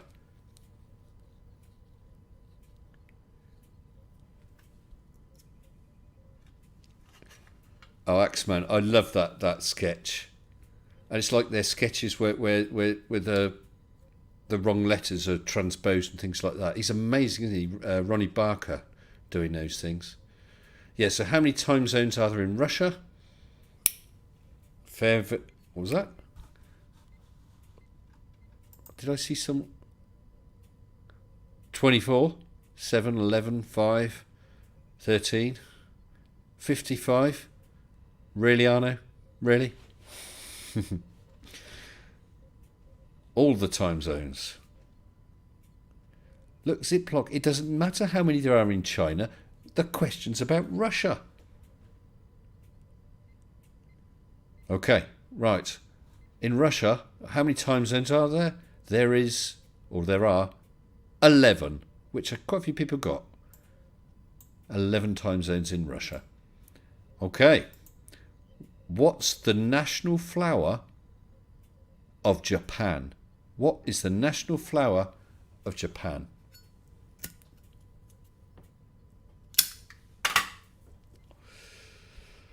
Oh, guys, Mrs. Sensible bought me a lardy cake so I could show you guys what lardy cake's like. She actually bought it a couple of days ago, so I have been eating chunks, but I cut a chunk for tonight. And I'm afraid I've already eaten it, so you still don't get to see what lardy cake is like. Sorry. Right, so it's what's the national flower of Japan? Daisy, chrysanthemums, lotus, dandelions, cherry blossoms, sakura. I don't even know what that is. Lily von Stuck, my lily. Sushi. Okay, guys. The national flower of Japan is cherry blossom. But someone said chrysanthemum. That's the throne. It's the chrysanthemum throne, isn't it? Ah. Your dad loves lardy cake. That might be true, but I'm not your dad, Ziploc. Lardy cake. Ah. Right. So, how many stripes are there? Sorry, this is question 3, general knowledge. How many stripes... Sorry, Kiri, I'm laughing at you, dear love. How many stripes are there on the US flag? How many stripes? Not stars, which are the little pointy things, the long stripes. Okay, guys? Mitch says that's the imperial flag, as in the chrysanthemum throne, isn't it? Microraptor, you have not lived. Get yourself some lardy cake, some proper lardy cake, and your mouth will love you forever. Hey, Steve I, guess what? I got one more bit of lardy cake up in the kitchen. Lardy cake, Lardy cake.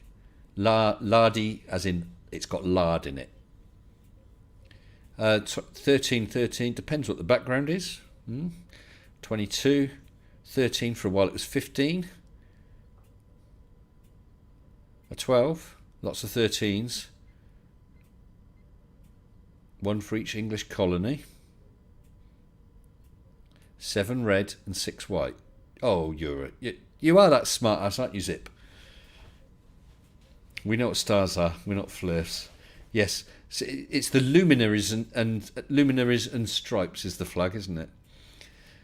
Okay, right. The answer is 13, and it was the original British colonies, wasn't it?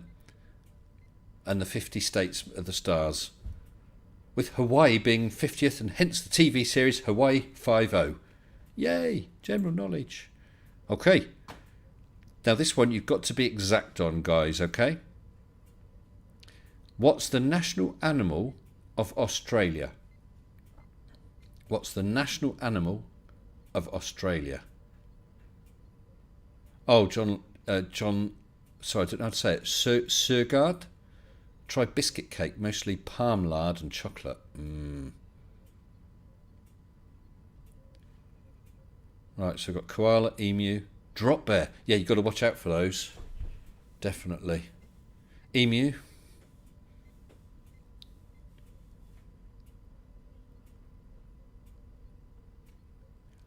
Is that right, Jack Willis?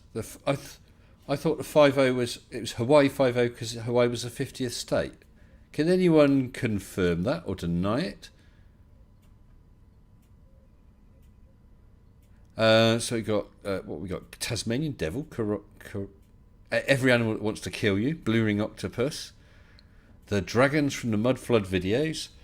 I think some of you guys aren't taking this quite as seriously as you should do. A red kangaroo, kangaroo and emu, big red roo. Okay, guys, you confirm 50 is cops. That says 50th state, but is it 50 because that's a slang that's come in at a later point? Hawaii 50 about an elite force of police in the 50th state, hence 50. Thank you, Brainery. I'm not totally mad then. Oh, it's just gone back. I've seen answers for Banksy and so on. That's going back. What's happened there? You're very serious. I know you are, Kiri. Okay, guys. The national animal of Australia is not any old kangaroo, but the red kangaroo. And I did see that one or two actually put the red kangaroo. So we're down to the last 3 questions. Anyone who doesn't get this right has to leave this channel. How many days does it take? This is entire days. How many days does it take for the Earth to orbit the Sun? Of course, Gary Wybenga will be at a bit of a disadvantage on this question.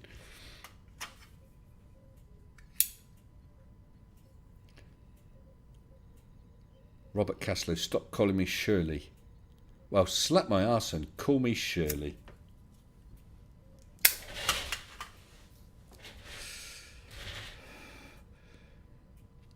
$365.25 Coco Chanel. Why are we getting Coco Chanel coming up now? 365, 365.25, 0.15, 0.3, 0.4. Days are fake. 365 and a quarter. Oh, Robert. 365 and 366 every 5 years. Isn't it every 4?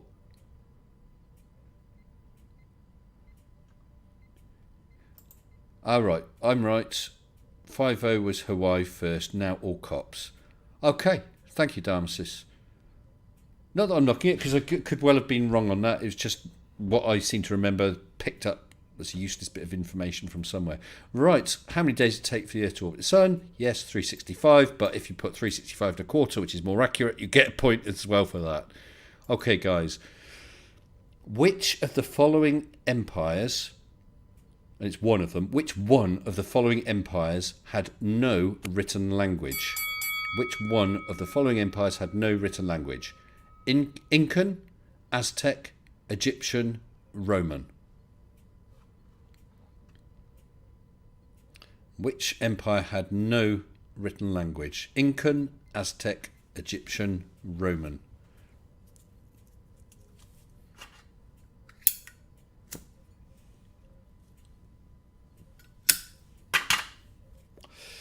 An African or European day? Well, that depends. Is it laden or unladen, my corruptor? Aztec, Inca, Darth Vaders, Mongolian, Palatines, Roman, lots of Aztecs, almost as many Incas, Ottoman,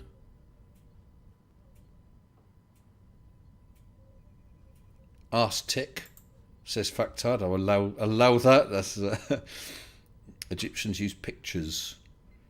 The Borg. Resistance is futile. You will be assimilated. 2 people put the Borg. Do they not have a written language? I didn't know that. Okay, right. Which one of the following empires had no written language? Incan, Aztec, Egyptian, or Roman? It was Incan. So well done. A point for everyone who said Incans. Right, we're on the very last question. We've actually done quite well, because when we've done quizzes before, it's been hard to keep it moving because we're having so much silly fun. You mean neither words or pictures? Well, Peter, I just read the question as is. Incans were in Peru. Yeah, I believe so.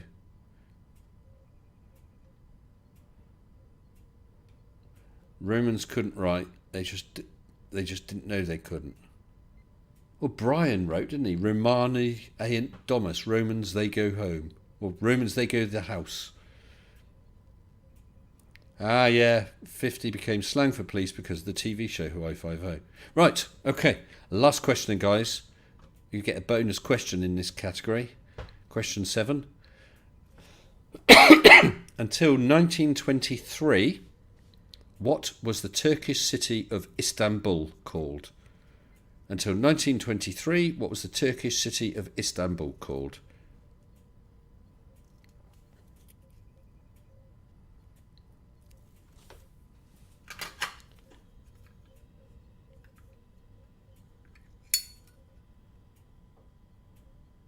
Ankara, Constantinople, Goa Old. What did the gold have writing? They had more sort of Egyptian-y style imagery, didn't they? Instant Cow, Constantinople, lots of those. Alexandria, Turkish Delight. Red Sky at Night, Shepherd. What was it? Red Sky at Night, Shepherd's Delight. Red Sky in the Morning, Shepherd's Pie. Constantinople, Constantly Nipple. 3.14. Close. Yeah, most people have gone for Constantinople, but what they said, yeah.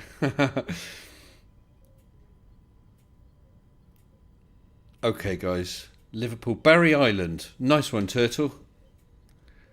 But wrong. The answer is Constantinople, which a lot of people got. So, that is the end of it. Tot up your scores with honesty, and let's see who's won. Be interesting. I don't know how many I'd have got. Not that many. Not that many.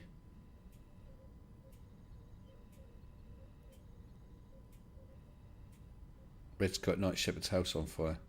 3.5 million out of 40. Well done, Brainery. I didn't realise you were so clever. 3. Snuck, you Googled them. Why did you Google them? 23, was that... Honestly, Chris and Dave, beg your pardon, 23. Brilliant. 14, 8-ish, 9.5. Honestly, I wouldn't have... I reckon I might have got about 5. 11.5, 10. Oh. Arctic Haze got the average Flurf IQ. How can you score negative, Arctic? What was the total so I know how many to say? Neilio, it was 1. How many did you get? A dozen, a lot. We were keeping score. Yes, we were keeping score. 4 or 5, says Chris. Jared had 0, but I had a lot of fun. Top man or lady, because I'm not going to assume. That's the most important thing. 12 teen.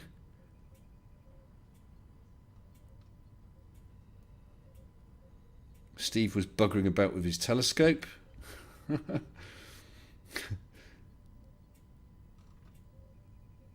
All of them give me money. Ah, well, there we go. Everyone's got to chip in and send money to Robert Caslow because he got them all right. Well done, Robert. Of course, we can rewatch the stream and see all those correct answers that you put in. Then you get your money. 100 out of 100 fun score. Brilliant, Micro. Like that. What is your dependent variable? The amount of... my independent variable...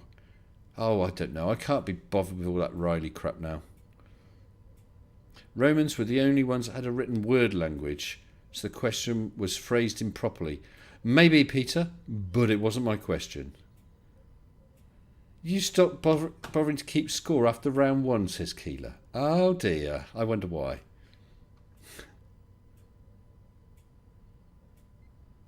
Owlman got a couple of music and stopped counting because he was astounded.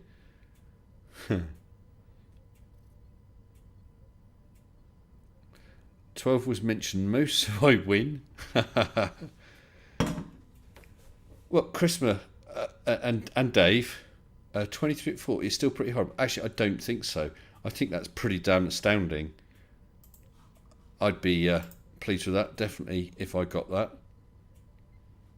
Hey, Mitch Goldstein, Super Chat, $5 Mage 2, coming to a globe near you. Definitely. And I see, Mitch, you're in the chat. Do you want to come in? Oh, my Discord just went blank for a minute. Do you want to come in for a chat? Oh, hold on. I've just had a message. I saw your last message, Colon, but I'm not really understand. I don't really understand it. Sorry, pal. Sorry. Well, I enjoyed doing that, guys. Hopefully you did too. Loads of money. Harry Enfield. I used to love Harry Enfield. Bish bosh, loads of dosh, loads of money. Whop your wad on the counter. Brilliant stuff. Do you remember his character, Odd Kid? That was brilliant. That was Odd Kid. Okay, let's bring in Mitch. See if he's ready. He looks ready to go. I better switch on my mic and headphones, otherwise I won't be able to hear him. And hello, Mitch. Good evening to you.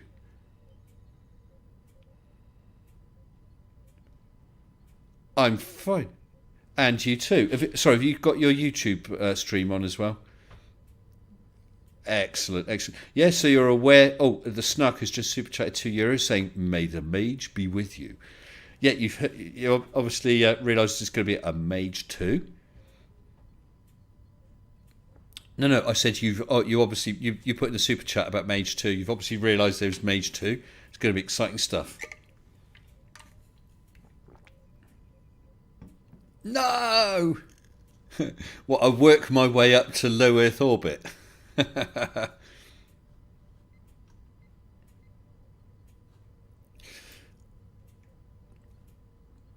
Well, yeah. I was going to say my marriage, but I'm not sure. Oh, sorry, no audio on Mitch. Beg your pardon. 1 second. Oh. What a shame. Now, Mitch, say something now. He hadn't been saying anything. He was silent. I'm saying something right now. I am. You are. You are. I do apologise. And we also... Sorry, Mitch. Oh, hello. Hello. We got the Snark in here as well. Let me just explain, everyone. Sorry, because I've been running just on my mic all night, so I hadn't switched on the desktop audio, which is why you couldn't hear Mitch. But now we have Mitch and the Snark in here. Good evening, guys. Good evening. Ah, harmony. All is well with the world. Have you guys thought of becoming half of a barbershop quartet? Well, with Zoom, you can do miracles, so that's possible, yes.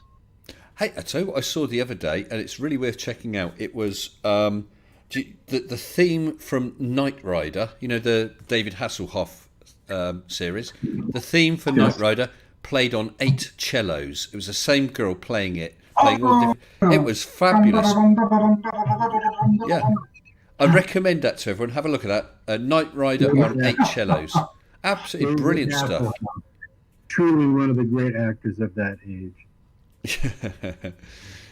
Yeah, someone made some comment and about him in the comment section of that video, and then someone else put, "Don't hassle the Hoff," which I thought was really quite clever. Have you ever seen the movie Dodgeball? Dodgeball, the movie? I've never watched it. Oh, you really are. Oh, people have said, is that Mitch from Australia? No, it's not Mitch from Australia, guys. It's Mitch, unless that asshole from Australia. Yeah, apparently not. No, it's Mitch from not Australia. Yes, that's right. Whatever the Well, opposite of Australia is, that's where I'm from. Brooklyn, I believe. Mitch from Brooklyn. There Mitch we from go. Brooklyn.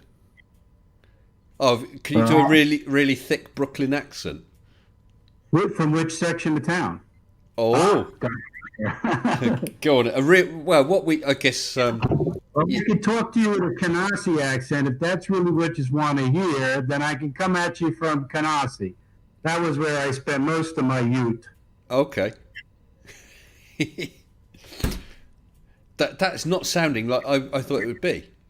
I'm thinking more like What, Bugs Bunny or some shit? no, Really? no. I was thinking of some film with a, you know, with a taxi drivers getting arsey with someone, you know. Dude, man. No, That, no. that's not the that's the Hollywood Brooklyn accent. Just like the Cockney in what was that in Ocean's 11? I remember we were talking about that a few months ago. That who was it that did Cheetah? Don Cheetah? Don't know. Is that I've not seen the film. Ocean's 11, the worst British accent ever done, Mm. with one exception, of course, being Dick Van Dyke. Dick and Van Mary Dyke, Poppins. yes. Right. And Americans think that that's a proper British accent. And I'm like, I don't think so. And it's the same thing with Brooklyn accents. People really don't get it. Bugs Bunny is actually closer to a Bronx accent. Maybe that's than what a- I'm thinking. I just seen that Maggie M put Dick Van Dyke, and so YouTube held it for review because it's got the word Dyke in it. That's ridiculous. No. It's got Right, Dick and Dick. and Dyke. Yes. Dick and Dyke in it. Yeah. Now, you've seen the American version of All in the Family with Archie Bunker. That's a Queens accent. So a lot of people think that was a Brooklyn accent, Archie Bunker. But he had a he was a great actor, Carol O'Connor. He had that Queens accent absolutely nailed. So from all over New York City, the accents are quite different. I, of course, have endeavored to remove all traces of it from my speech, but that's By the way Glenn Miller played. Well, Mitch, I've only been to the States once, and it's quite amazing the number of people who commented on my accent. Number of people who commented on my accent. And do you know where most people said that they thought I was from? Yeah, where are you from in Ireland? Right? Sorry? Where are you from in Ireland? No. Oh, I love your Australian accent. What the fuck? Those were the days. Oh, you're feeling very musical tonight, Snark. Oh well, if you give me a trigger, well, whatever kind, and I can burst into a song, then try to withhold me. Oh, carry on like that, Right, and you'll burst reference into thing. flames. Yes, but no, well, I'll stick to bursting into a song. It's good enough for me. Okay. Well, we got a couple Girls more. with girls and men with men. Hey, We could use a man Snark, like have her, you but been she's drinking there tonight? again. Yes. I thought you might have been. Yeah, amaretto. It was wonderful. Well, You know amaretto? Amaretto. Yeah. Is Amaretto. this the way to Amaretto? Is this the way No, that's to Amaretto? yeah. Can I tell you a story? But it's quite a change from my usual beer, wine, whiskey, whatever. So tonight was amaretto. There you Okay. go. Why not? Tonight I've mainly been drinking tea. All right. Tea with what? Milk and sugar. Okay. Exactly. Whatever floats your boat. We're actually on holiday, strangely enough, in Maryland, and we were just kind of wandering around this part of Maryland that's really off the beaten path. It's up in the woods, and we happened to go to this little liquor store, and I found this bottle there, and it caught my eye, and I had to buy it, and it's this stuff called Amarula, Amarula. And I found out about it last year.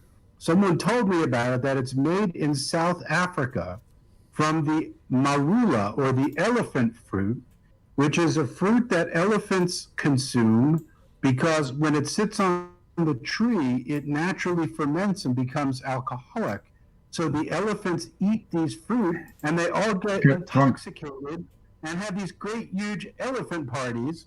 And I said, I've got to get a bottle of that stuff. I don't know where I'm going to do. I may have to very well go to South Africa.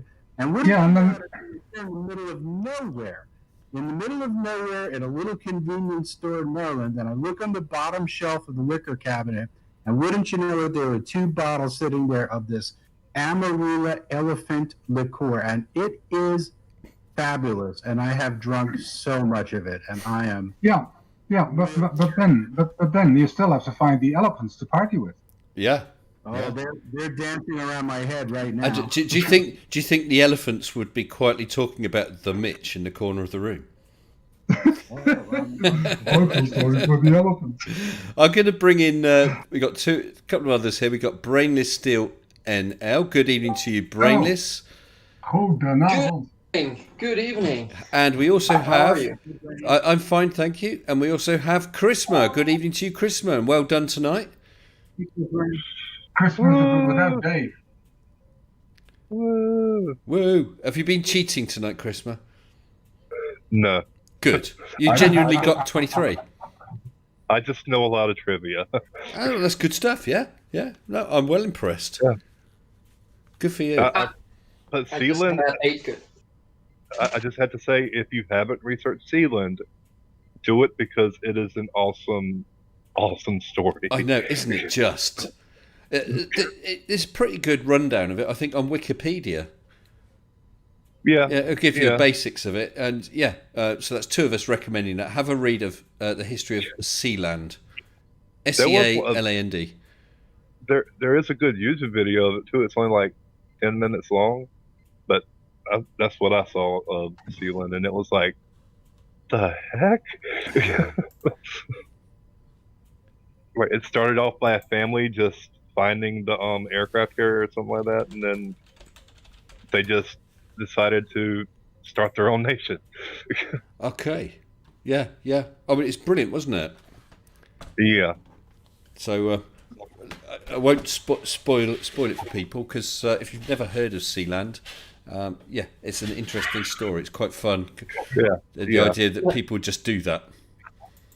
I just typed it into Google, and if there's a video about that, that sounds interesting. Yeah. There's probably several. I just thought it was funny, how many islands are like, not Sealand. If that's a country, is this bigger than Vatican City? Well, you'll have to read all about it, won't you? It's considered a country, but it's not considered a country. It's on shaky ground. It's weird. It's Not weird. all the countries accept it. No, No, I was going England to say, I doesn't. don't think it was ever accepted. No, it wasn't. It was declared, but not accepted. Yeah, England are still have problems with them. Yeah, who doesn't? Oh. Well, it's a abandoned naval vessel. It's not even a natural land. It's No, isn't it? abandoned naval. Isn't it more like it's not so much a vessel, isn't it? Like an oil rig type thing, a platform. Yeah, Yeah, basically, yeah. But you're quite right. It's not land. No. No, I remember where I heard it from. It was on it was an anime. I can't remember the name of it right now. It's a cute little anime. I'll have to look it up sometime. Actually right now. So listen, guys. What do you since you're actually in here? At the top of the stream, and you may not have been there at that point. I was asking about the distinct lack of flat earther output recently. I just wondered what you think of it. Sleeping Warrior's basically done nothing, and now Ranty has been busy. has he? What, doing flat Earth stuff or doing other stuff? Oh yeah, no. Ranty has been busy with rehash or trying things that have long been debunked, but by his followers, it's hailed as best thing since sliced surfers or sliced bread or whatever. But yeah, he's busy. Also, Professor Dave has shown that flat Earth tagging has steadily decreased. It popped up for a little bit early in the pandemic, like during the April, May months, when people were first home and off a lot and didn't have anything better to do. And so might have picked up on some of that misinformation, but that looks to me like it's been tailing off pretty steadily. And actually, there's more debunkers talking about flat Earth than there are flat Earthers. And most of the flat Earthers latched on to some of this other dangerous bullshit about QAnon and about COVID. And YouTube is just whacking these guys left and right. Yeah. And 5G. 5G. Yeah. Yes, and another thing on Craig's channel, Fight the Flat Earth, there's a real problem to get flurfers in, and what you get in is the really the bottom of the barrel, the stupidest of the stupid. It's really hard to get somebody who's actually something. Well, let's say at least anything to say. It's a real struggle. Yes. Who's at the top of that barrel? Sorry, say again. I said, if that's the bottom of the barrel, who's at the top of that barrel? See, that's the thing with someone like Nathan Oakley. If Nathan wasn't such an obnoxious gimboid, the actual crap he spouts is exactly the sort of stuff I want to tackle. But he won't talk anywhere else. He doesn't produce sort of standalone videos defending a particular aspect of his flat Earth crap theory.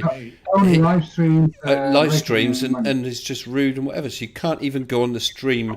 Even I would go on a stream, even if it's them that are doing this super chat, so they're making the money, they're selling their merch. But I would go on there if you could have a debate. But you can't with him, so I'm not going to do it. But he's about the only one who's producing stuff or defending exactly what I want to fight against. I guess I know why he doesn't let you debate him is purely because if you would debate him on his channel, people would hear that he's wrong, and they will not pay him anymore. Well, they won't hear that he's wrong, will he? Because he shouts over them, they cheer him on, and then he mutes them or boots them. Yeah.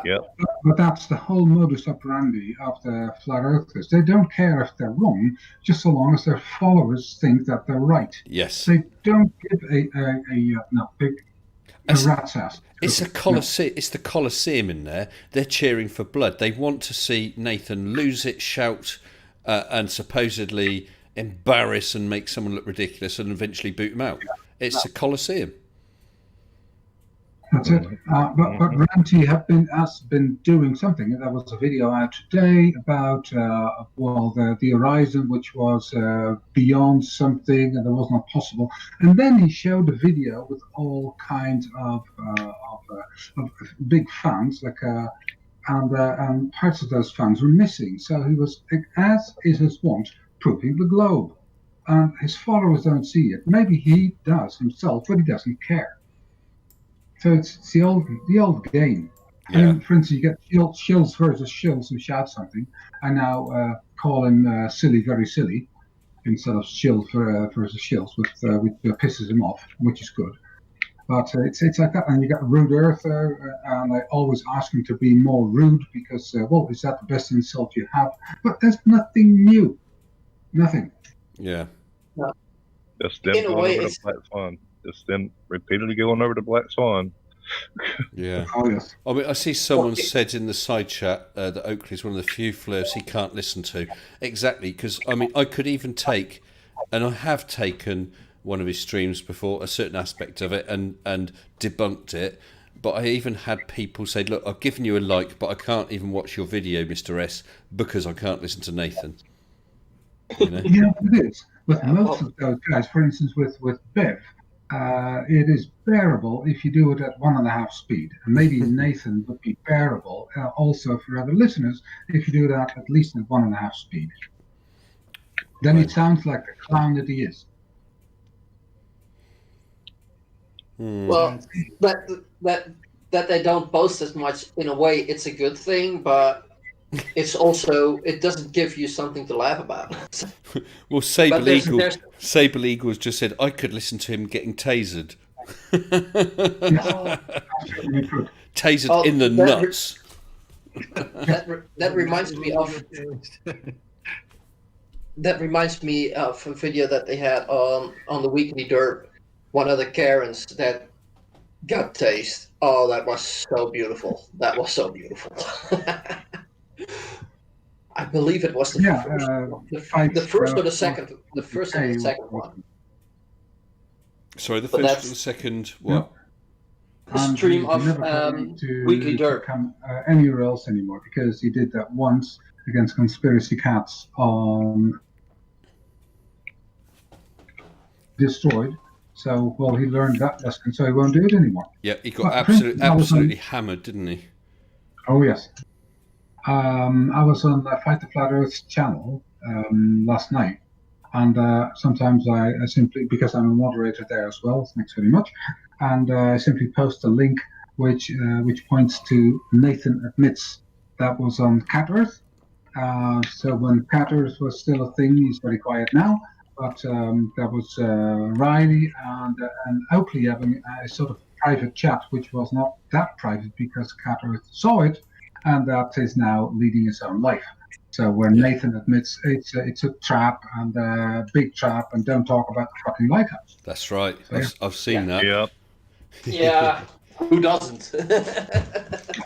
Well, okay, maybe I could put it in the chat. Hey, brother Grief, you don't need to apologise. I fully understand people not being able to bear listening to Oakley. I really don't like it either.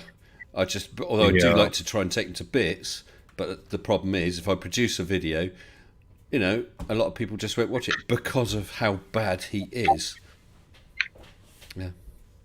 Yeah. Yeah. Oh well.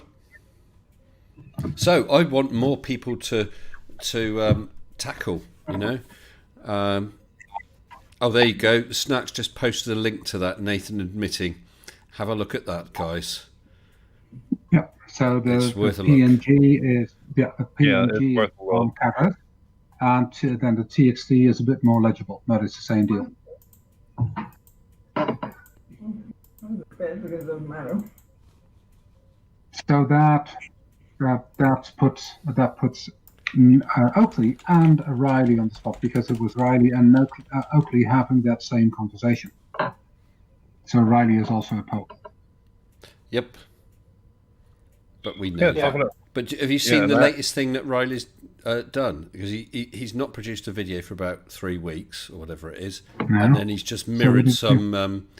I think it's a QAnon type thing because he's talking about paedophiles, and he said something like if you're not attacking them, then you're defending paedophiles or something like that. And this song mentions pizza, and then says later on Gates. That's that Pizzagate thing. Which is a whole load of crap anyway, because it all happened allegedly in a cellar, and the pizza parlour in question doesn't have a cellar. Yeah. But I really hope he's not going there.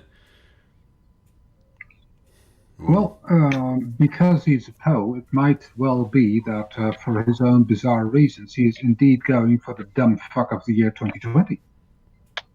Possibly. Yep. Be an option for him. Oh, well, he commented on one of my videos, and then he said something about gravity. Gravity is not a force, so I set him straight there. And I said that if you want to go for the dumb fuck of the year 2020, you have to try harder. Actually, Oh, I trolled him left and right. he's partly right.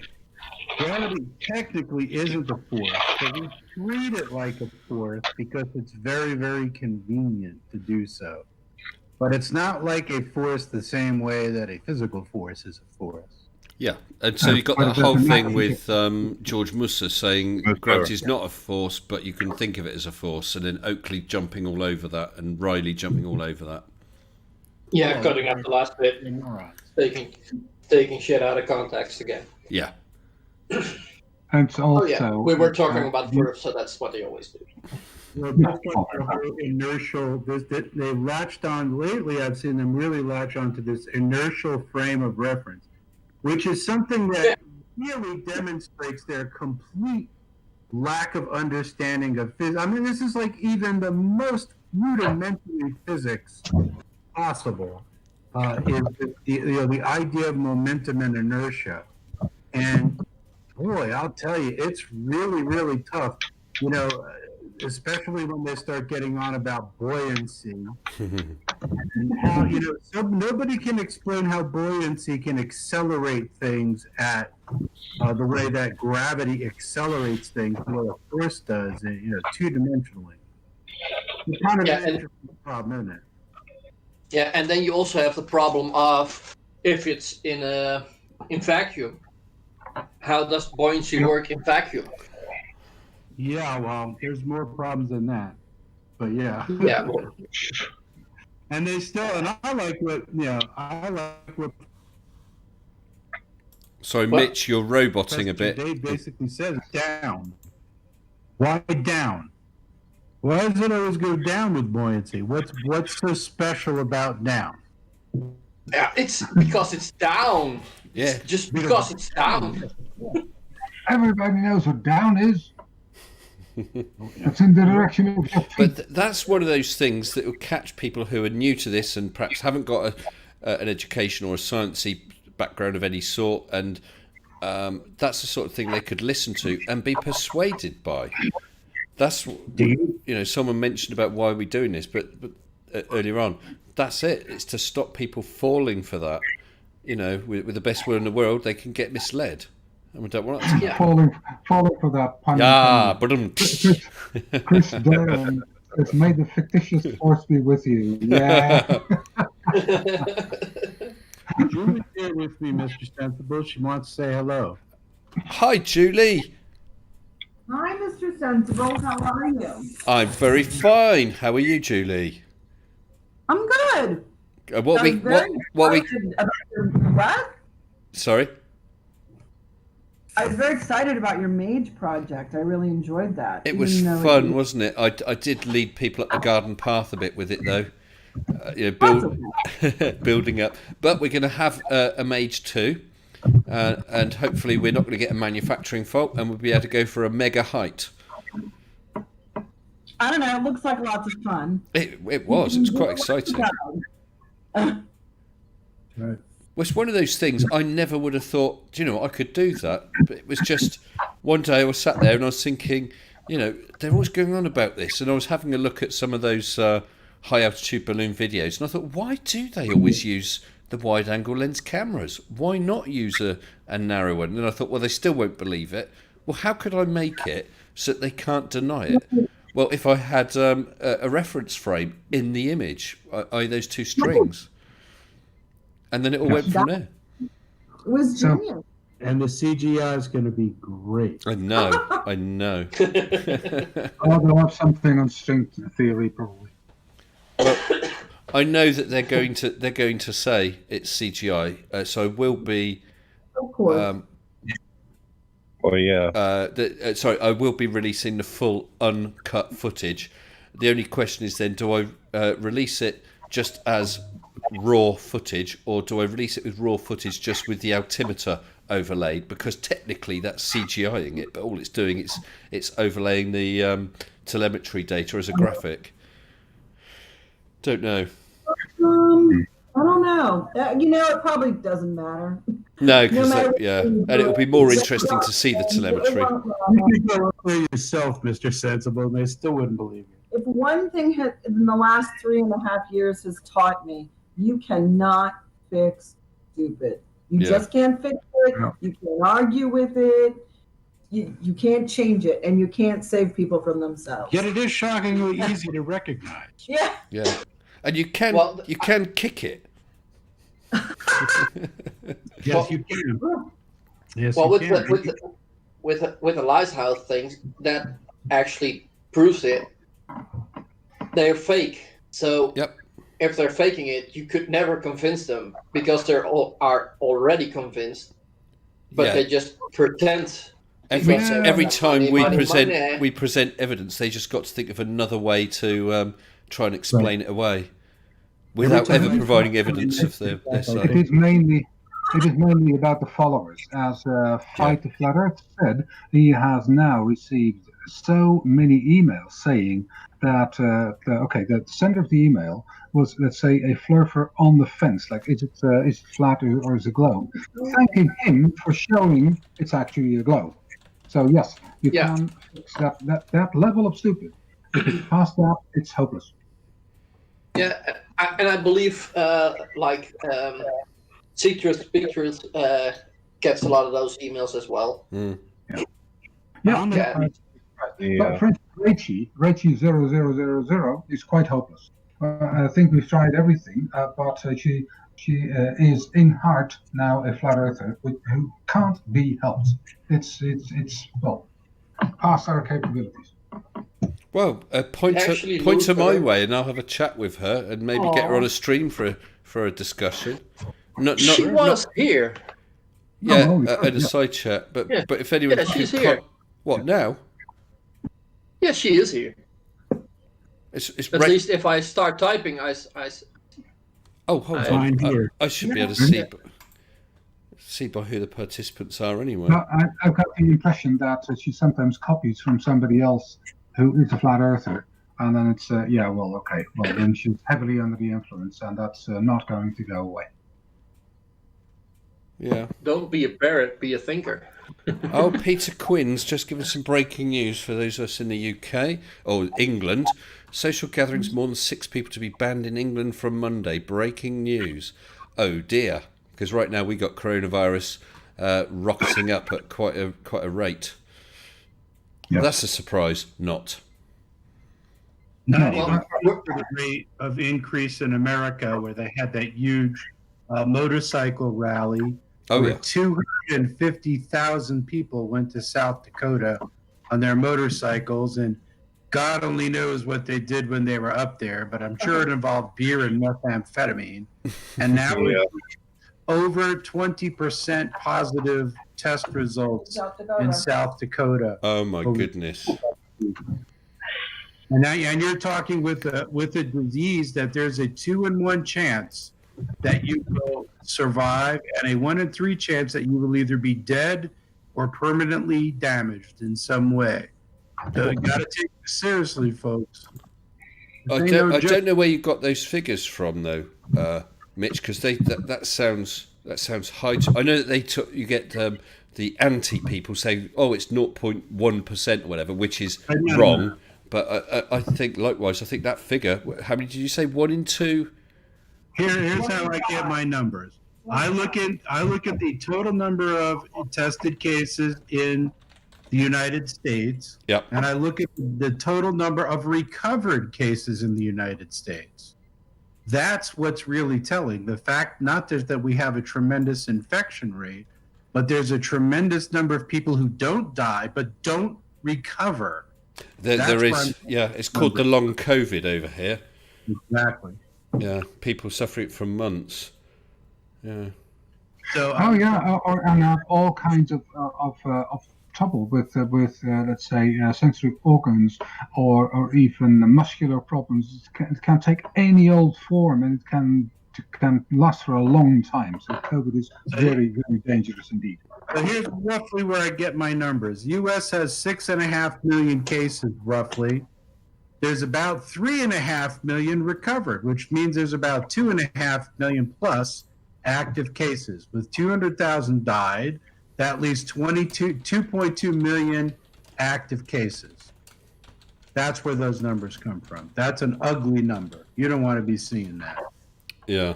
No. Yeah. And let's see, today we've seen increases in places where you would never think to see them. Minnesota, really off the beaten path. Iowa, really off the beaten path. This is in the middle of America, is absolutely exploding right now. Now we're seeing massive increases. I look at the same numbers. Italy, Spain, UK, India is going to be approaching 100,000 new cases. Yeah, and the really scary thing about India, of course, is they're never going to cope once they. Do you know what I mean? I guess even countries like the US or here could get swamped. Italy nearly got swamped. Once India is swamped, they've had it. That's it. So they're sitting at 89,000 cases today. The timer runs out at midnight GMT, which is in a little bit less than 2 hours. So they may crack 100,000 today. At the current projection, they will be ahead of the United States in a week. Yeah. They will be ahead of the United States. No small feat. Interjection. Can I read the super chat? Oh, well, I should be reading them. I didn't. Sorry, I got distracted. I was sent a message and I didn't even see a super chat had come in. By David Oliver. By David Oliver. Yeah, 1 second. Oh, there's a couple that's come in. Just bear with me because I need to expand it so I see the thing. Yeah. Right, yeah, so David Oliver super chatted £5. Thank you, David, saying, does all the queens, kings, princes and princesses farting produce all the noble gases? I don't know. I don't know, but I must be fairly on my way to royalty, I tell you. And Irish Dublin Girl, $10 US, super chatted, I finally have a day off to watch your live stream. Woohoo! Wow, that's amazing that you forego a day's work just to watch me. Oh, isn't that nice? Thank you, Irish. It's great to see you here. And I hope you're enjoying it. I don't know if you read mine, but that was for 2 years, euros only. May the Mage be with you. Yeah, I did read that a little earlier, Snark, yes. Yeah, but so thank you for that. So then, there's Irish Dublin Girl. That was after David Oliver. So we're there again. Yeah, Sable says, India, how the hell do we even know how many cases India has? Yeah, absolutely. And you think of the way sort of multiple families live in a couple of rooms and stuff like that, really crammed elbow to elbow. I think about the place where I work. Once it gets into our office, we'll be wiped out. You know, it'll fly around and a large percentage of people in the office will catch it. There's no two ways about it. But imagine in those Indian households, when you hear about some pub or a rave and then dozens of people have caught it. Right. I shudder to think what it'd be like in India. And then, of course, not be funny with the lack of food for a lot of people. They're not going to be in the healthiest position, the strongest position with regards to their bodies to fight it off. Yeah, it's sad. So, sorry, what was that?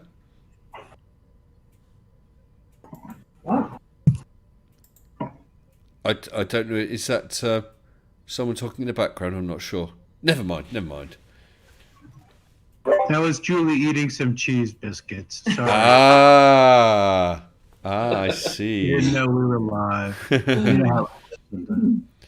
And Kickus Maximus says, my son's girlfriend's family is Indian. It's very bad. Are they in India, Kickus? India. I mean, it's not the best place to live with regard to disease anyway. But the COVID is so infectious. That's the problem. Yeah.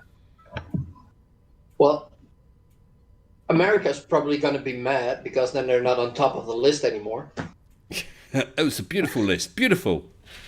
Nobody does lists like us. It's the best. It's the best list, and we're on the top. It's huge. Oh dear. Yeah, Irish. I did see you. You said you bought another gun. Now you need to buy a holster. Wow. I'm not sure where you're from. I must admit, I know that some people are anti-guns. So I'm honestly not trying to get contentious here. I know that people are anti-guns. I'm probably anti the amount of freedom there is to get guns and lack of checks in America. However, I'm not anti-gun. When I went to America, I thoroughly enjoyed spending some time with a chap, and he had half a dozen different weapons. We had great fun going out shooting, and I see no problem with people having guns. You know, obviously sane people that aren't criminals, not every Tom, Dick and Harry. yeah, I think guns can be quite beautiful pieces of machinery. I really do. Yeah. Yeah, for the sport, it's great. I've got myself an air rifle because in the Netherlands you could have a gun, but you have to be part of a club and Yeah. attend it and stuff. Then you can get a license for it, but to be using it for as sport. You know how many people live in the United States? So who are you asking, Mitch? Anybody? Not live there, no. 320 million people live in the United States. Yeah. Yeah. How many guns are in the United States? More than that. 475 million Yeah. guns. Yeah.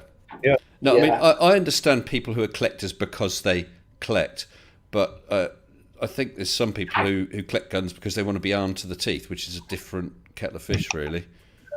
Yeah. It's a difficult, being absolutely fair, it's a difficult situation because it's a culture that's been there since the beginning of the country, and how do you change that? You know? Yeah. Well, they say that they've got the right to have weapons, To bear arms. but then I say, to bear arms. But you could bring that back to having one pistol. Yeah, you and could. Not a machine gun. I mean, TGK2. Sorry, I was going to say they did bring it back to the amount of bullets you can have in one clip, I believe. But yeah, well, TGK2 said all a gun is made for is to kill. In my opinion, I know where you're coming from, TGK2, but having spent a few hours shooting, it was great fun. That was shooting at targets. And of course, there are people who genuinely go hunting. That's obviously a lot bigger in America than it is in other countries because there's a lot more space. So I understand that. If you're hunting because you're going to eat the animal, I have no problem with that at all. That was the condition I put on the guy who I went out with, was that would we eat whatever we got? And he said, yeah. So I had no problem with that. It doesn't mean I particularly enjoy seeing an animal die. I'm a great animal lover, but hey, I'm a meat eater. I eat chickens. Do you know what I mean? So I can't be critical. That hamburger you had the other day was not a suicide. Just putting that out there. Well, Mr. Sensible, I think I would say I totally agree with that. And there's also this channel. Who was it again?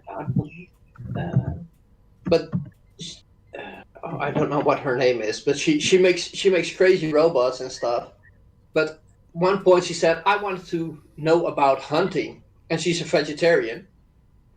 But she found someone who was a vegetarian and now is a hunter. Okay. I have to say it's she hunts with bow and arrow, so giving the animal a bit more of a chance, I think. But yeah. In a way, you could also say, well, if you don't hit it right, the animal. But I guess that goes with a gun as well. Because I think if you shoot and injure the animal, then it's your duty to try and track it down and definitely finish it off. Yeah.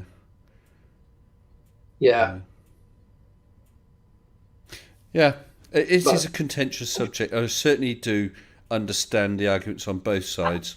I just think, taking a step back, I would say, and as an outsider, with no particular axe to grind either way, I would say, yeah, I understand why people have guns both for sport and for defence and for hunting, but I think they need to also balance that a little differently against the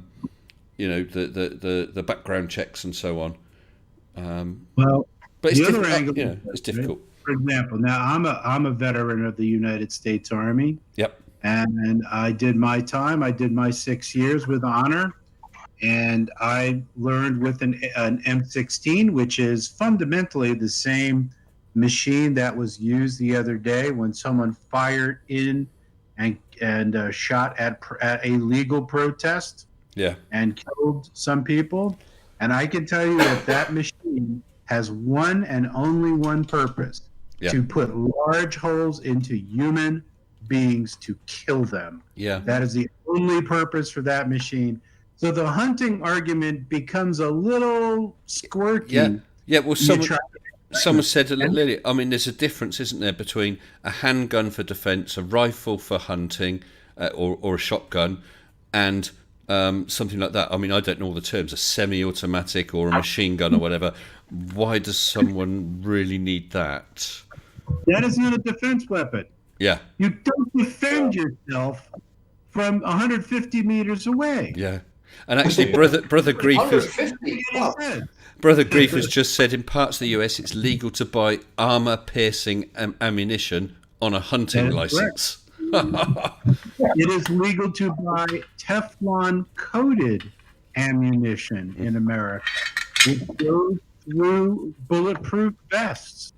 How about that? Yeah, it's a different world. How can cops be okay with that? Well, cops don't write the law, do they?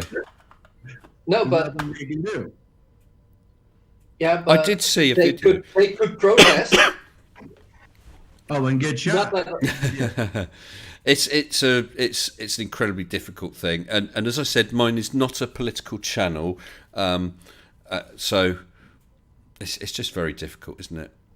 I get it, and it's really, I look at it as more of a health issue than a political issue, right? Yeah. Imagine that somebody decided that they would walk around in their pocket with a vial of potassium cyanide. Okay? I do that all the time. Yeah, right? I do that all the time. I mean, naturally. Naturally. Yeah. Yeah, I think like here in the Netherlands, it's pretty well regulated, and of course that there actually has been a television show as a guy that always goes undercover in the most bizarre scenes, and he showed that it's pretty easy to get an illegal firearm, and I think if I would want to have one, I could have one within a few weeks. Yeah. And I'm sure that with the right connections here in the UK, you can get one illegally. I mean, here, what happened was quite a few years ago. I actually, because I've always found fascinating, not in a spooky, weirdo, strange. I just find them an interesting thing, and the idea of shooting targets I find really interesting. And I started to find out about it, and I found out that this lady at the place I worked at the time was into shooting and belonged to a gun club. And so I thought, I'm going to join it. I'm going to do this. It's a new and different sport for me. And just at that time, we'd had some big shooting, and they changed all the laws so that there was nobody could own a handgun. The only time a handgun could be used was at a gun club and never leave the gun club. And so they tightened up. And I understand it, but it's extremely tight here. Very tight. And you have to have licenses. Police have to come and check your firearms cupboard. It has to be secure, bolted down or whatever, and locked. And police can revoke your license and take away your weapons. So. And there's the lock-picking lawyer who makes mincemeat of the average gun lock. So guns need to be locked away, and the average lock is worth nothing. No, of course not. Well, hey, we got multi-tom in the chat. You know that coward who will never come and chat in the, let's say, with the voice chat? Hello, multi-tom. You still a coward? Oh, hello, Tom. How are you? Hey, Tom. Hey. Damn. Are you going to come in? Because you're about the only flat earther who still seems to believe anything flat earth. So it would be really good. Yeah, good. Oh, God. Yesterday. I'll let Mr. Sensible do talking, multi-tom. I can do that. I can sit back and listen. Yeah. So, you're safe. Yes, Mark 10, you're right. It was the Hungerford massacre that changed all the laws in the UK, Yeah, Tom, look, I tell you what, please, and all joking aside, why don't you come in? Okay, I've got a slightly different Discord link. It's in the description below. It's updated, so that one should work. Honestly, it'd be really good. And in the side chat. Yes. Just to make it easy for you. Thank you. There you go. Also in the side chat. Yeah. No, but the guns, yeah. And like, I saw Global Mom say it, like getting ammo was hard, was she? But I don't think that's a problem. Well, maybe the ammo, if you've got a license, you should be able to get ammo pretty easily. But So I used to have. I also think, well, why would you need as many ammo? You know. So I get that there. But then it depends, or maybe you should only be able to hold a stock of so many. You know, if I do a lot of sport shooting and use a lot, then why shouldn't I be able to buy a lot? But only, you know, I'm not going to want just one carton of however many's in a carton. I don't even know if that's going to last me 10 minutes because I'm doing a lot of shooting. But then I also don't want to be able to have an entire shed full to the rafters with ammunition. Yeah, well, that's also something. But I believe if you're at a shooting range, like here in the Netherlands, I believe they actually count how many times you shoot. So you've got a record of how much you shoot. Yeah. So I don't know. It's difficult. And in America, I also think it's hard to change it now because if air quotes good people turn in their guns and only have a handgun, yeah, then the criminals do win. Yeah, it's difficult. It's difficult. And Mitch gave some numbers on how many guns there were and people, but do realize those are only the legal guns. Of course. I think there may be. I actually think it could be just as many illegal guns are there as well. But with so many legal guns, it's obviously a lot easier to get hold of them as an illegal one, whether it's stolen or whether it's sold without whatever proper checks. Whereas here, it's a lot harder to get, and so you get people doing things like trying to convert what they call inactivated guns, trying to reactivate them, and do all sorts of things. Yeah.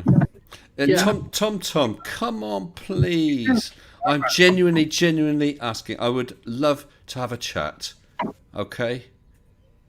Come on. Or if you don't want, maybe after the stream, come in the live waiting room to chat for a bit. Yeah, there's a good idea. Just to see how we are doing. And how we treat you. How's that, Tom? Your voice is sexy. Well, then come in immediately. Yeah, Tom. Right, I'll tell you what. Do that. We will not pull you into the live. We'll leave you in the live waiting room. Colon is in there. You can have a chat with Colon. Maybe one of the guys who's on live will go in and have a chat with you for a while. And at the stream ends, I'll come and have a chat with you, but not on live. Okay? It's just to chat. And then maybe you'll feel more comfortable and would actually come on live another time. Okay? But we'll see. We'll see if you do. Can only ask you so many times. Well, we can keep asking. We can. It's just a denial. He doesn't want to hear anything about the dozens and dozens of proofs, some of which I put in my own videos. The classic, of course, the Foucault pendulum was really the nail in the coffin. But there were people who knew that the Earth was a sphere 3,500 years ago. It's only now that these people are discovering, through mental faulty processes and misunderstanding of science. There's zero proof. Zero proof, really? Oh, yeah. Come on. Tom's just said he'll debate me after he hears from Neil deGrasse Tyson. Listen, Tom, I'm not even talking about a debate, okay? We've got several options. We could have a formal debate where we pick 2 or 3 subjects each, swap the details of what we're going to talk about, and literally take turns. We could have that. We could have an informal chat. You must have seen me do that with flat earthers as well, quite politely on here. Or you can just come into the live waiting room, not to come on the live stream, but just to chat and say hello. And if you want, we won't even talk flat earth, just so you can see that you'll be treated with respect. I'm not going to sit there and call you an effing this, a bloody that. I won't do that. I might say, look, I think you're wrong about that but surely you can stand up to that. We'll just have a chat. And then if you want to at some time to go beyond that to a live chat or a debate, we can do that. If not, fine. But come on, you do keep saying about having debates with people, and as far as I'm concerned, it's an open mic for you, and so far you haven't taken me up on it. Or just come join the discussion about guns. Yeah, we'll talk about not flat earth for a while. Yeah. If flat earth is real, he should have no trouble coming in here and having a nice conversation with some nice people from all over the world, just talking and having a nice, lovely chat, right? Theoretically. But do understand how hard it is to admit that you're wrong. But it shouldn't be. I mean, just think back to that quiz, okay? And then I said, Hawaii was the 50th state, hence Hawaii 5-0. And someone said, no, it's 5-0 because of the police or something like that. And I thought, well, I thought I was right about this, but I could be wrong. And I said that quite openly. And I said, can someone check? And if someone had checked and said, actually, you're wrong about that, hey, I've learnt something. That's good. No, but you see, but starting a chat about perspective, and perspective has been debunked so many times by so many people, and not just our little circle of people, but debunkers from over the world have attacked perspective. The sun doesn't get any smaller when it rises. It doesn't get any smaller when it sets. It's not a perspective thing. Its speed doesn't change. Its angular velocity doesn't change. Not perspective. And we could talk about that if you want. Like, good.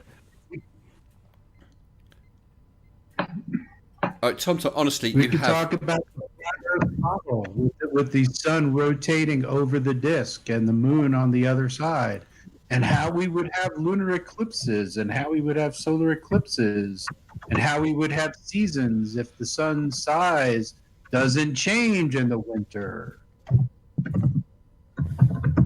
Well, Tom, I have asked you, and it's been a genuine invite, time and time and time again.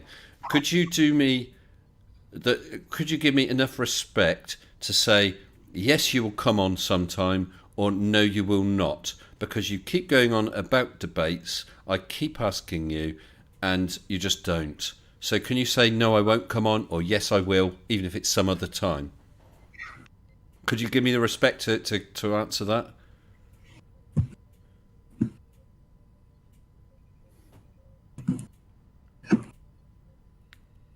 There's obviously a bit of delay in the stream.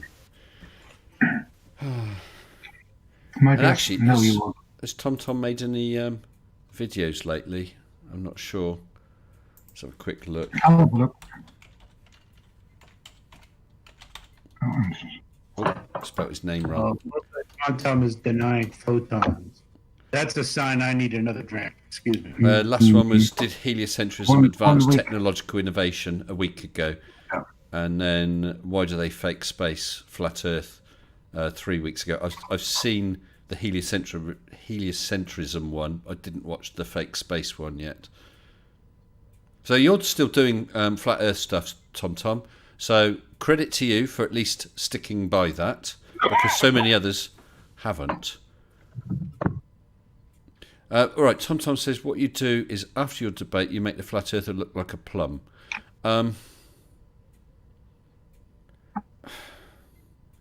Well, do you mean by that, if we had a debate, that I would provide evidence that made you look silly? Because that's not the intent. The intent is for me to show with evidence that you're wrong, and for you to show with evidence that I'm wrong. where you are wrong or I am wrong doesn't make you look like a plum. It just means you are wrong about something, and therefore you either need to look further into it, or you have learnt that you're actually wrong and the answer is something different. My intent is not to make you look silly, okay?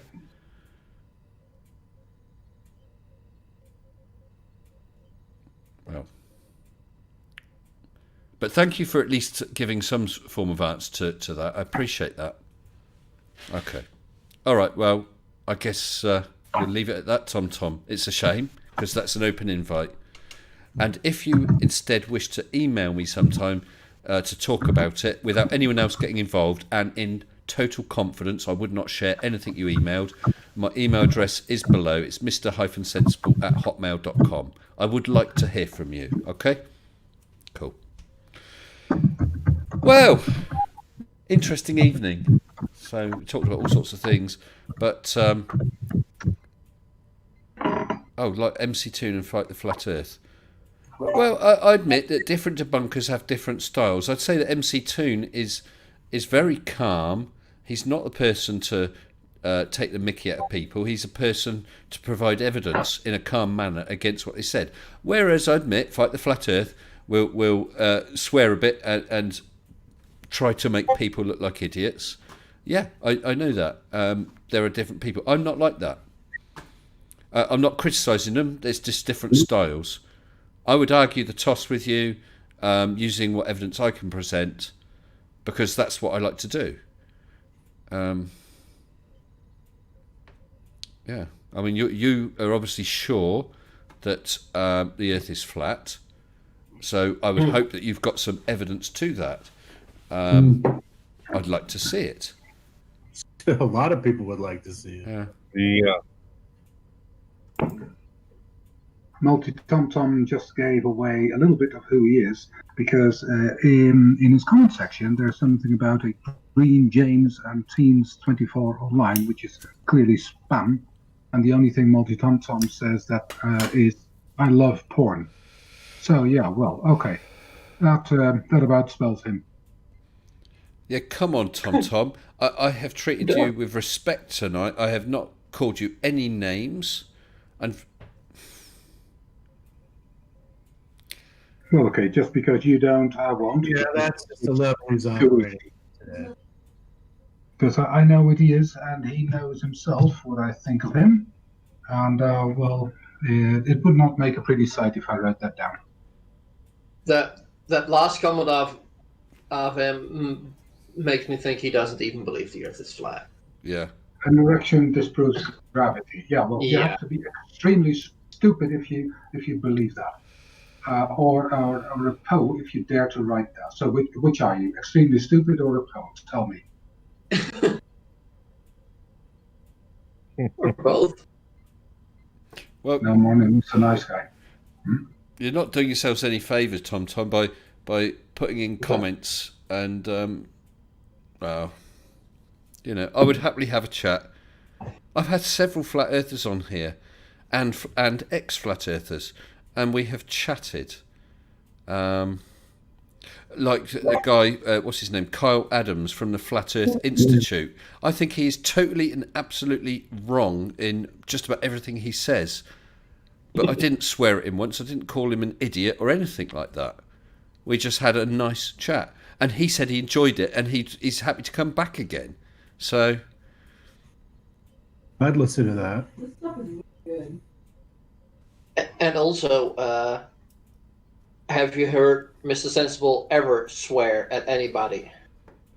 Well, Like, I think Mr. Sensible is one of the most polite channels on here. So thank you. Blooming mom wins the comment section. be very comment, and I always try to remind all of my debunker friends that, just ridiculing people and cursing at them and insulting them and talking about their mothers, I don't think that really advances the cause very efficiently. Not at all. Attitude. Mr. Sensible says, let's perform an experiment. That's what I want to hear. Fight the Flat Earth, I think he's a little over the top, but I regard him more as an entertainer, I guess, in a certain way. You know, his shtick is his shtick. Some people like him. Yeah, exactly. I just don't like his attitude. I don't like, but there are people who do, and you know, more power to them. I like Mr. Sensible. He's very calm, very reasoned. I've never heard you abuse a guest. I've never heard you say anything out of line. You're extremely well considered. Well, thank you. I would put you in the same league as MC Toon to that regard, because MC Toon really does try his best to be as polite as possible, even when his guests aren't. Yeah, he's a lovely guy, isn't he? And I mean, you're right, Mitch. There's different styles, like Fight the Flat Earth. There are other channels that stick absolutely to the scientific side, and I know that some people absolutely love that. I find that a little too dry. I like some light-hearted humour as well, but it's different horses for different courses. And also, MC Toon is a pit bull or a terrier, whatever you like to call him, because even if he says things very nicely, he will not let you go until you admit defeat. Right. And okay. Sorry, Tom. Tom has just said he will try and email me. Thank you, Tom. Like I said, I absolutely 100% guarantee you two things. Okay. One, I will not reveal your email address to anybody. And two, I will not publish to anybody the contents of our emails, okay? 100% guarantee. I'm saying that here on the live stream. If I do, and you show that I have published the anything like that, then you can call me out on it, okay? So that's a guarantee. All right, thank you. I would appreciate that, and perhaps we can get to know each other to the extent that, and maybe we can have a one-on-one just talk when nobody else is around. Because I've actually got I can use Mr. Sensible Live as a private room. Nobody else can get in it when I'm not live streaming. Okay, if you want to, but yeah, let's catch up on email and take it from there. Thank you, Tom. Okay. Make sure that Arnold doesn't read the email. Yes, I won't let Arnold read it either. Yeah. Okay. Okay. Well, we'll leave that there because I don't want you to be harassed. Brilliant. Thank you. So what? Right, it's 11:45. I think, guys, at this point, I think I'm going to wrap things up. It's been a great night. I've really enjoyed it. I only thought about doing the quiz thing earlier on this afternoon, and I thought, yeah, that makes a change. I've not done that for a long while. That was fun. I came in late. Did you thank your patrons? I thank my patrons right at the top of the show. But as always, I do thank everybody. I thank everyone for watching, everyone for commenting, for the super chats, my patrons, and with Mage, the sponsors, and my members as well, of course. And I do see members in here. There were more in here earlier on. I would like to encourage them to use some of the members' icons as well, because I don't see those. It's a bit difficult because I have to rely on Mini Miss Sensible to. There we go, to produce the icons. It's not something I'm able to do. I'm not that skilled there. And thanks, Mitch. Lots of party sensibles there. Yes, Tom, not 10v1. No, definitely not. We'll have a chat on email and we can arrange or and talk about what's possible, what you're happy doing and not doing. Okay, pal? Thank you. Sorry, someone just said Mr. Sensible something. Yeah, will you be able to come on Pip's live stream? I think she'll be live on Friday again. This Friday? I'm working nights this Friday. Too bad. I'll see. But you did see what kind of a mess that is, right? Yeah, I did see a little bit of it. What answers we give. Yeah, I did see a little bit of it. I saw about 3 questions, and it was fun. So yeah, I'm happy to do it. It's just a case, with my shifts when I can fit it in. Yeah. Okay, brilliant. Thank you very much, guys. So what I'll do is I'll chuck you into the live waiting room. Colon is there. And I'll catch you in a minute, guys. All right? So thank you. Yeah. Appreciate you joining me. So I'm going to say good night, Brainless. Good night, people. And good night, Chrisma. Good night. Good night. And good night to you, Mitch, once again. Thank you for coming. You will, Mr. Sensible. Julie says good night. Yeah, you take care, Julie. Catch you again soon. Bye-bye. And the Snark. Do you have a final little phrase of a song to see us out, Snark, since you've been so musical tonight? Well, I didn't have anything in mind. No, that's all right. I dropped you in it there. Okay. No. Well, but yeah, it was good fun. it was indeed. Thank you very much for joining us. I'll catch you in a minute. Take care. Bye-bye. Always a pleasure. Bye-bye. Yeah, thank you very much, everyone. I enjoyed myself. It was a great quiz.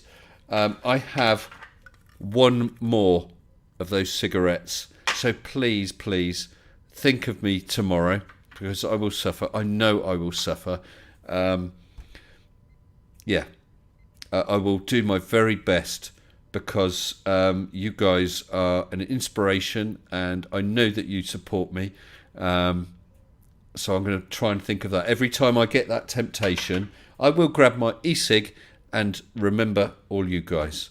And I hope that when I'm next streaming, I can tell you that I'm still not smoking. Maybe I'll do an update community message on the channel.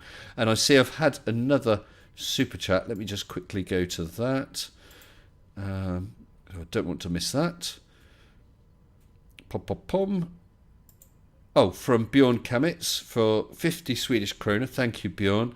Saying keep up the awesome work. Cheers, Bjorn. Really appreciate that. And I hope you all have a good night. Members, patrons, and subscribers, and those who just viewed us, been viewing tonight, even especially rather if it's your first time. I hope you've enjoyed it and you come back again. So I'm going to say good night and make sure I get the right thing set up. Take care. Till next time, stay sensible.